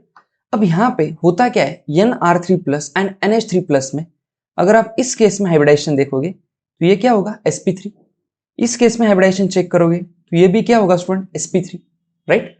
इसके अंदर भी पॉजिटिवली चार्ज है, इसके अंदर भी पॉजिटिव चार्ज है, तो ये काफी डिफिकल्ट हो जाता है अंडरस्टैंड करने के लिए। हमें क्या लगता है स्टूडेंट कि ये जो R ग्रुप है ये अल्काइल ग्रुप्स है, राइट। और ये जो अल्काइल ग्रुप्स है ये इस नाइट्रोजन को इलेक्ट्रॉन देंगे। अगर ये इस नाइट्रोजन को इलेक्ट्रॉन देंगे तो नाइट्रोजन के सर के ऊपर जो पॉजिटिव चार्ज है ये क्या हो जाएगा? कम हो जाएगा। तो उसे इलेक्ट्रॉन की नीड, उसका जो भूख है उसकी, वो क्या हो जाएगा? कम हो जाएगा। तो ये अपनी ओर कम इलेक्ट्रॉन अट्रैक्ट करेगा, ऐसा एक्सपेक्टेड है। बट एक्चुअली जो हो रहा है ना वो इसके एग्जैक्टली ऑपोजिट में हो रहा है, राइट। सो यहाँ पे ये केस आपको अच्छे से याद रखना है, ध्यान से समझिए। सो डियर स्टूडेंट, आपको पता है sp hybridized carbon, sp2 hybridized carbon and sp3 hybridized carbon. अगर आप sp हाइब्रिडाइज्ड कार्बन में देखोगे, that is carbon triple bond carbon, तो ये इसके अंदर परसेंटेज कितना है? 50%। इसके अंदर परसेंटेज कितना है? 33%। इसके अंदर परसेंटेज कितना है? 25%। ये जो sp हाइब्रिडाइज्ड, इसका बॉन्ड एंगल कितना है स्टूडेंट? 180। इसका बॉन्ड एंगल कितना है? 120। और इसका बॉन्ड एंगल कितना है? 109 डिग्री 28 मिनट्स। तो यहाँ पे आप देख सकते हो जैसे जैसे परसेंटेज कैरेक्टर कम हो रहा है तो बॉन्ड एंगल भी क्या हो रहा है स्टूडेंट? कम हो रहा है। मतलब bond angle is directly proportional to क्या? Percentage character. सो जितना ज्यादा परसेंटेज कैरेक्टर होगा उतना ही ज्यादा क्या होगा? बॉन्ड एंगल होगा, राइट। और इलेक्ट्रोनेगेटिविटी उतनी ही ज्यादा होगी। तो यहाँ पे आप देख सकते हो जितना ज्यादा परसेंटेज कैरेक्टर उतनी ज्यादा बॉन्ड एंगल, और उतना ज्यादा क्या हो जाएगा? इलेक्ट्रोनेगेटिविटी। तो यहाँ पे इन दिस एग्जाम्पल इसके अलग अलग एक्सप्लेनेशन होते हैं स्टूडेंट। ये वन ऑफ द एक्सप्लेनेशन है, बहुत अलग अलग तरीके से भी इसे समझाया जा सकता है। तो यहाँ पे आप देख सकते हो ये क्या है स्टूडेंट? यहाँ पे बल्कि ग्रुप आ रहा है, और बल्कि ग्रुप आने की वजह से यहाँ पे क्या होता है? स्टेरिक हिंड्रेंस होता है, स्टेरिक रिपल्शन होगा to get in the stability. तो यहाँ पे ये जो बॉन्ड एंगल है, ये बॉन्ड एंगल क्या हो जाएगा? It will get increase. अगर बॉन्ड एंगल बढ़ेगा तो आपको पता है परसेंटेज कैरेक्टर डायरेक्टली प्रोपोर्शनल होता है उसके, परसेंटेज कैरेक्टर भी बढ़ेगा। अगर परसेंटेज बढ़ेगा तो it is directly proportional to electronegativity, electronegativity बढ़ेगी। और अगर इलेक्ट्रोनेगेटिविटी बढ़ गई तो ज्यादा अमाउंट ऑफ इलेक्ट्रॉन्स क्या करेगा? अपनी ओर खींचेगा। तो यहाँ पे स्टूडेंट ये जो NR3+ है इसका माइनस इफेक्ट जो होगा वो क्या लगेगा? ज्यादा लगेगा। सो ये हमें लगता कुछ और है बट यहाँ पे एक्चुअल में हो कुछ और है। अगर ये ऑर्डर आपको याद नहीं है तो एग्जाम में स्ट्रेट फॉरवर्ड आपके आंसर्स क्या हो जाएंगे? गलत हो जाएंगे। क्लियर? तो ये आपको बहुत अच्छे से याद रखना। नाउ स्टूडेंट, इस एग्जाम्पल को हम कुछ इस तरीके से भी समझ सकते हैं। मान लो यहाँ पे नाइट्रोजन है, राइट, ये बॉन्डेड है, यहाँ पे कोई दूसरा ग्रुप होगा, ये नाइट्रोजन, यहाँ पे हाइड्रोजन, ये भी हाइड्रोजन, ये भी हाइड्रोजन, राइट, छोटे छोटे ग्रुप से। और यहाँ पे इसके सर के ऊपर कौन सा चार्ज है स्टूडेंट? Positive charge. अब ये नॉर्मल अरेंजमेंट है, राइट, sp3 हाइब्रिडाइजेशन यहाँ पे नाइट्रोजन का। अब होता क्या है स्टूडेंट, अब यहाँ पे अगर ये जो हाइड्रोजन हाइड्रोजन हाइड्रोजन हमने रिप्लेस किए बल्कि ग्रुप से, मान लो अब बल्कि ग्रुप आने की वजह से मान लो यहाँ पे 3 बल्कि ग्रुप आ गए, तो ये बल्कि ग्रुप अपने आप में क्या करेगा? रिपल्शन करेगा बिकॉज ऑफ स्टेटिक हिंड्रेंस। तो ये यहाँ पे दूर जाने की कोशिश करेंगे। तो अगर ये दूर जाएगा तो इस मॉलिक्यूल का ज्योमेट्री क्या हो जाएगा स्टूडेंट? ब्रेक हो जाएगा, राइट। तो इसीलिए ये जो नाइट्रोजन है, जब यहाँ पे बल्कि ग्रुप लगते हैं तो ये जो नाइट्रोजन है इस बॉन्ड से इलेक्ट्रॉन अपनी ओर खींचेगा। अगर ये इस बॉन्ड के इलेक्ट्रॉन इस नाइट्रोजन के पास आ गए तो ये जो है नाइट्रोजन एंड ये जो अल्काइल ग्रुप से ये जो इलेक्ट्रॉन से ये इलेक्ट्रॉन अगर इधर खींचेगा तो इस और इस इलेक्ट्रॉन में रिपल्शन होगा, इस और इस इलेक्ट्रॉन में रिपल्शन होगा, इस और इस इलेक्ट्रॉन में रिपल्शन होगा, और ये बॉन्ड पेयर के इलेक्ट्रॉन में रिपल्शन होने की वजह से ये क्या हो जाएगा, दूर चला जाएगा और अपने ओरिजिनल पोजीशन में आ जाएगा, राइट। तो इसका ज्योमेट्री इफेक्ट नहीं होगा। सो स्टूडेंट, जब यहाँ पे हाइड्रोजन है और ये नाइट्रोजन है तो नाइट्रोजन का इलेक्ट्रोनेगेटिविटी कार्बन से क्या होगा, अल्काइल ग्रुप से ज्यादा होगा, इलेक्ट्रॉन अपनी ओर खींचेगा। बट जब यहाँ पे अल्काइल ग्रुप लगते, बड़े ग्रुप लगते, तो यहाँ पे इसका शेप ज्योमेट्री क्या हो जाएगा, बिगड़ जाएगा, और ये फिर से ओरिजिनल पोजीशन पे लाने के लिए ये नाइट्रोजन ज्यादा इलेक्ट्रॉन खींचेगा। इसीलिए Nr3+ में जो नाइट्रोजन है वो ज्यादा अमाउंट्स ऑफ इलेक्ट्रॉन अपनी ओर खींचेगा। क्लियर? सो डियर स्टूडेंट, डरना नहीं है, जस्ट आपको कंक्लूजन यही है, एक्सप्लेनेशन कुछ भी हो इतना आपको याद रखना है, दैट्स इट। Nr3+ का ज्यादा होगा NH3+ से। ओके, नाउ स्टूडेंट, यहां पे इन द फोर्थ केस आप देख सकते हो, यहां पे नाइट्रोजन का हाइब्रिडाइजेशन क्या है स्टूडेंट, sp2 हाइब्रिडाइज्ड, राइट। यहां पे कार्बन का हाइब्रिडाइजेशन क्या है, it is sp hybridized carbon. यहां पे इस कार्बन का हाइब्रिडाइजेशन क्या है, this is sp2 hybridized carbon. So आपको पता है electronegativity of sp2 hybridized nitrogen is more than sp hybridized carbon and is more than sp2 hybridized carbon. So ये जो नाइट्रोजन है ये ज्यादा अमाउंट ऑफ इलेक्ट्रॉन अपनी ओर खींचेगा, तो इसका इंडक्टिव इफेक्ट कैसे लगेगा भाई, इस तरीके से। Clear? In the next case यहां पे आपको स्ट्रेट फॉरवर्ड याद रखना है स्टूडेंट, OR2+ का ज्यादा होगा OH2+ से, सिमिलर टाइप ऑफ एक्सप्लेनेशन जो अभी मैंने Nr3+ में दिया था। देन OR का ज्यादा होगा OH से। ये दोनों केस आपको स्ट्रेट फॉरवर्ड याद रखना है। इन दिस केस स्टूडेंट, आप यहां पे समझ सकते हैं इसका हाइब्रिडाइजेशन क्या है, sp, एंड यहां पे कार्बन का हाइब्रिडाइजेशन क्या है, sp2। तो इसका इलेक्ट्रोनेगेटिविटी क्या होगा, ज्यादा होगा। तो अगर इसका इलेक्ट्रोनेगेटिविटी ज्यादा है तो उसका माइनस इफेक्ट भी क्या लगेगा, ज्यादा लगेगा। इन द 8th केस यहां पे आप देख सकते हो, this is sp3 hybridized nitrogen, this is also sp3 hybridized nitrogen, पर यहां पे प्लस चार्ज आने की वजह से इलेक्ट्रोनेगेटिविटी क्या हो जाएगा, बढ़ जाएगा, तो यहां पे माइनस इफेक्ट क्या लगेगा, ज्यादा लगेगा। क्लियर? सो स्टूडेंट, ये सारा स्टडी करने के बाद एक फाइनल एक्सपेरिमेंटल ऑर्डर आता है माइनस इफेक्ट का, जो आपको एग्जैक्टली याद होना चाहिए। अगर आपको प्लस आई और माइनस आई का ऑर्डर अगर याद है तो आपके सारे क्वेश्चंस क्या हो जाएंगे, सॉल्व हो जाएंगे, राइट। सो यहाँ पे आप देख सकते हो NF3+ is greater than Nr3+, then NH3+, then Sr2+, then NO2, then Cn, then SO3H, then क्या आएगा आपका अल्डिहाइड, उसके बाद होगा ketone, then acid, then acid chloride, ester, amide, उसके बाद आपके फ्लोरीन, क्लोरीन, ब्रोमीन, आयोडीन, ये चारों ग्रुप आ जाएंगे। उसके बाद होगा student OR greater than OH, right, and उसके बाद होगा triple bond NH2, then phenyl, double bond and hydrogen. Clear? So इस तरीके से आपको ये चीजें याद रखना है। Clear? Special points related with inductive effect. Now student, let's discuss some special point regarding inductive effect. हमने इसके पहले भी डिस्कस किया था, it is an relative effect. So in the first case student, आप यहां पे देख सकते हो C डबल बॉन्ड C ये ग्रुप है, एंड इन दिस एग्जांपल यहां पे भी C डबल बॉन्ड C वाला ग्रुप है। But in the first case this is sp2 hybridized carbon, this is sp3 hybridized carbon. So ये जो C double bond C group है ये फर्स्ट एग्जांपल में किसको अटैच्ड है, sp3 हाइब्रिडाइज्ड कार्बन को। But in the second case this sp2 hybridized carbon is attached to this sp hybridized carbon, right. तो यहां पे आप देख सकते हो ये जो इलेक्ट्रॉन है ये अपनी ओर अट्रैक्ट करेगा और यहां पे इलेक्ट्रॉन ये डोनेट करेगा।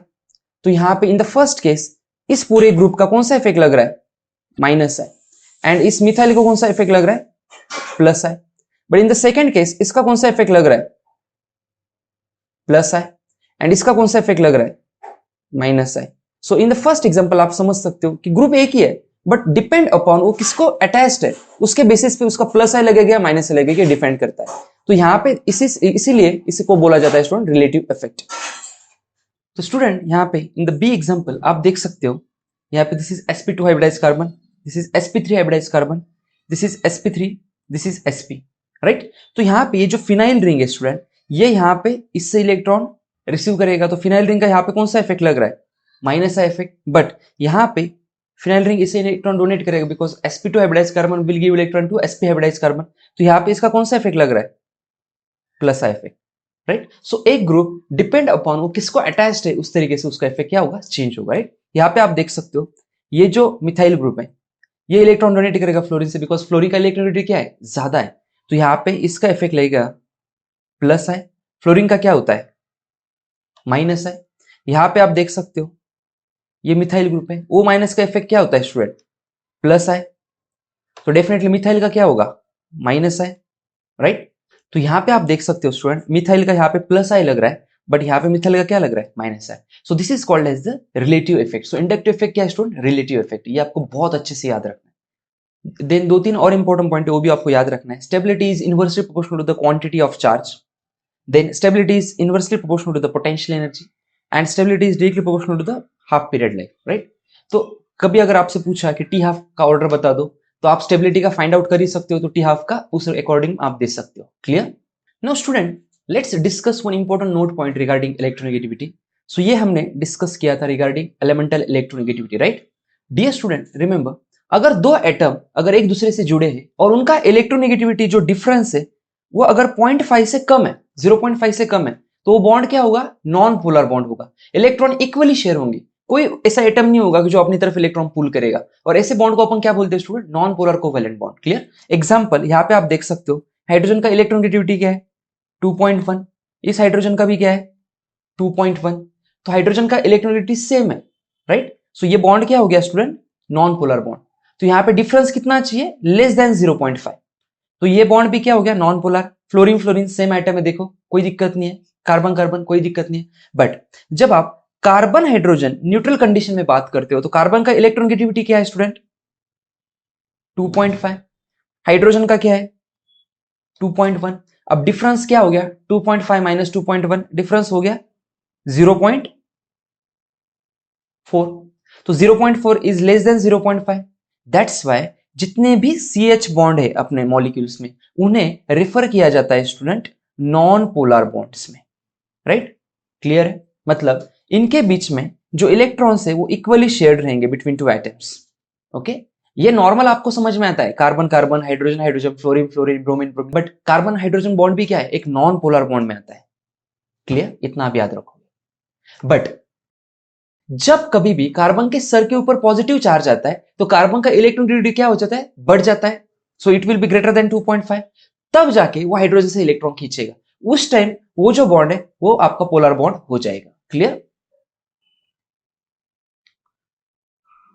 नाउ नेक्स्ट पॉइंट इज, अगर स्टूडेंट दो एटम के बीच में जो इलेक्ट्रोनेगेटिविटी डिफरेंस है वो अगर 0.5 टू 1.7 के बीच में अगर रहेगा तो वो बॉन्ड क्या हो जाएगा स्टूडेंट, पोलर कोवेलेंट बॉन्ड होगा। मतलब यहां पे एक एटम दूसरे एटम से इलेक्ट्रॉन गेन करेगा। तो यहां पे आप देख सकते हो कार्बन का इलेक्ट्रोनेगेटिविटी क्या होता है, 2.5। ऑक्सीजन का क्या है, 3.5। सो 3.5 माइनस 2.5 आंसर क्या हुआ, 1.0। सो ये इसके बीच में आ रहा है, 0.5 टू 1.7 के बीच में आ रहा है। सो ये जो बॉन्ड होगा कार्बन ऑक्सीजन का, ये डेफिनेटली क्या होगा, पोलर बॉन्ड होगा। यही सारी चीजें हमने पहले डिस्कस की। क्लियर।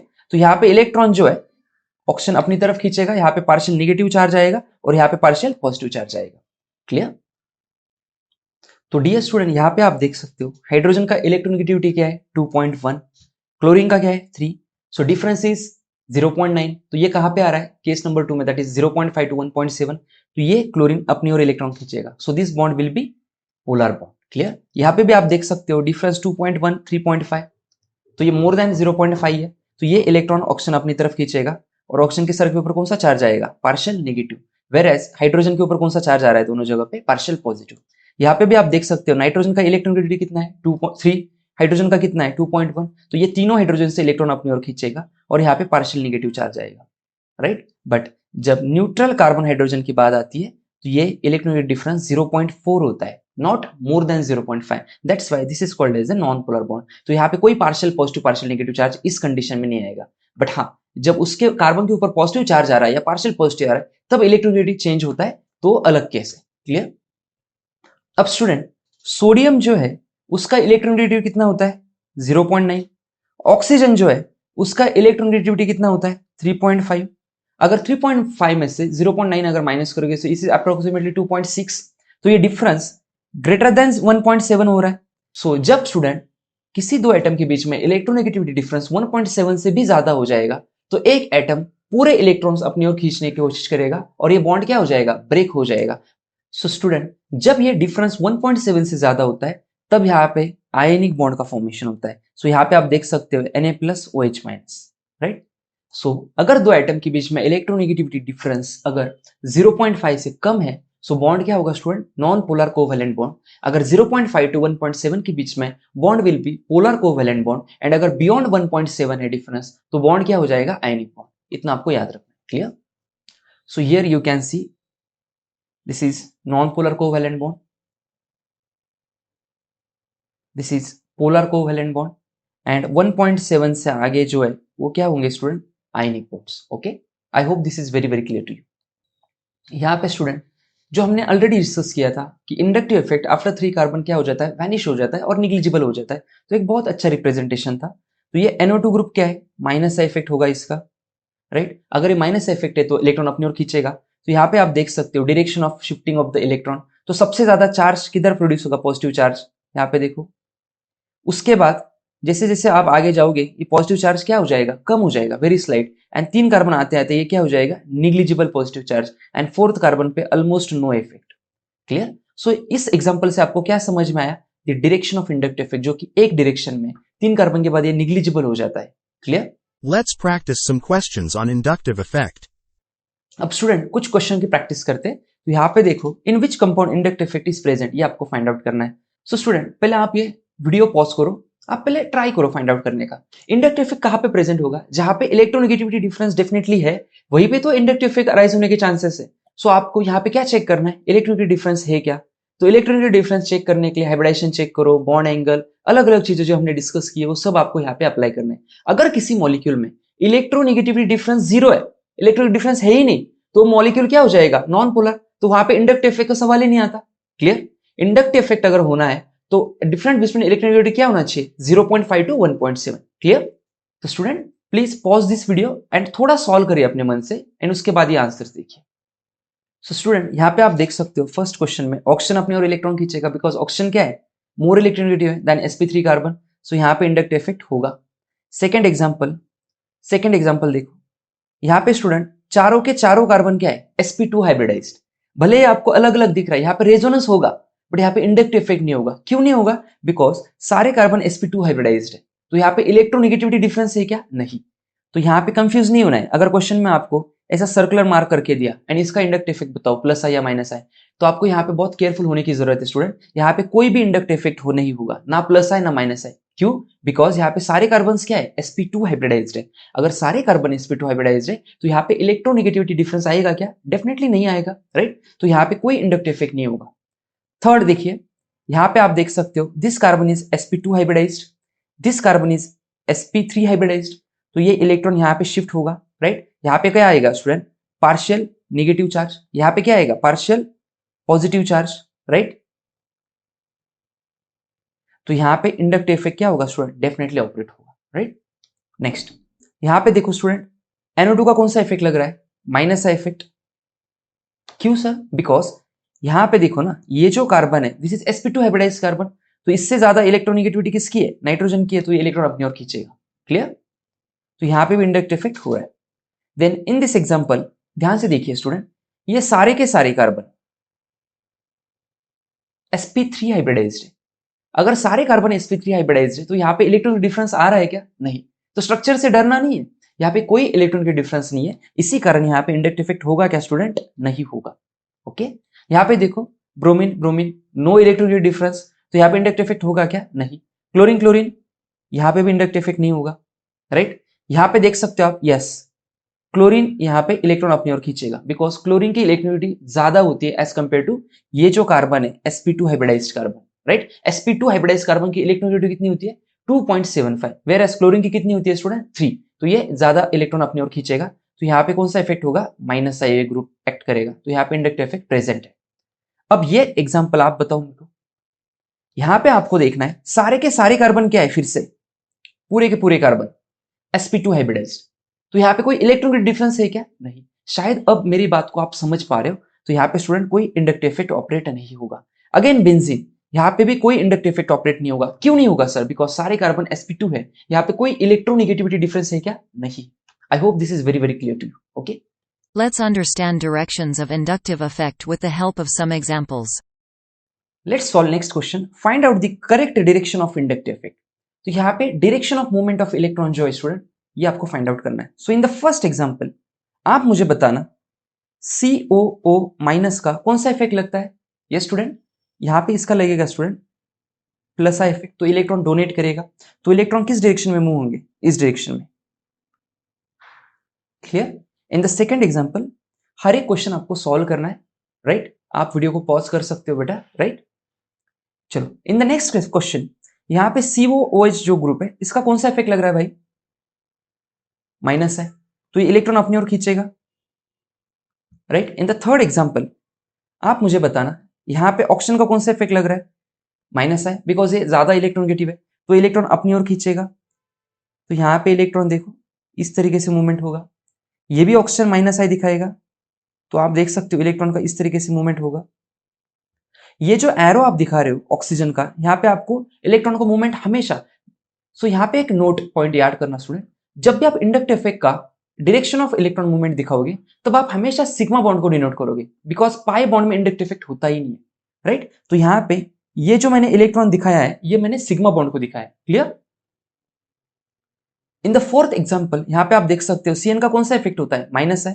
तो यहाँ पे इस तरीके से कुछ इलेक्ट्रॉन का मूवमेंट हो जाएगा. Clear.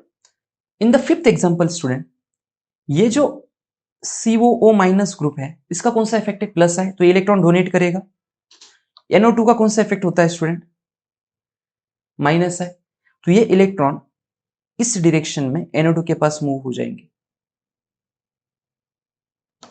Clear. In the sixth example आप मुझे बताना इलेक्ट्रॉन कहां पे मूव होंगे स्टूडेंट? Towards this oxygen.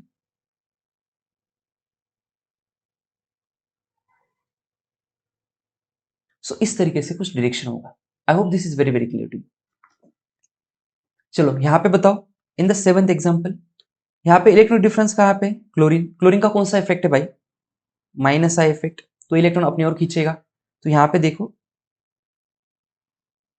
आपका इलेक्ट्रॉन का डायरेक्शन जो होगा कुछ इस तरीके से होगा. And in the eighth example यहाँ पे कोई डायरेक्शन होगा क्या? जस्ट थिंक स्टूडेंट यहाँ पे सारे कार्बन्स sp3 हाइब्रिडाइज्ड है. यहाँ पे कोई इलेक्ट्रॉनिक डिफरेंस नहीं है. तो यहाँ पे एक्चुअल में इंडक्टिव इफेक्ट होगा ही नहीं. तो डायरेक्शन का क्वेश्चन आता ही नहीं. Right. Congratulations, dear students, you did it. Now, please complete this homework.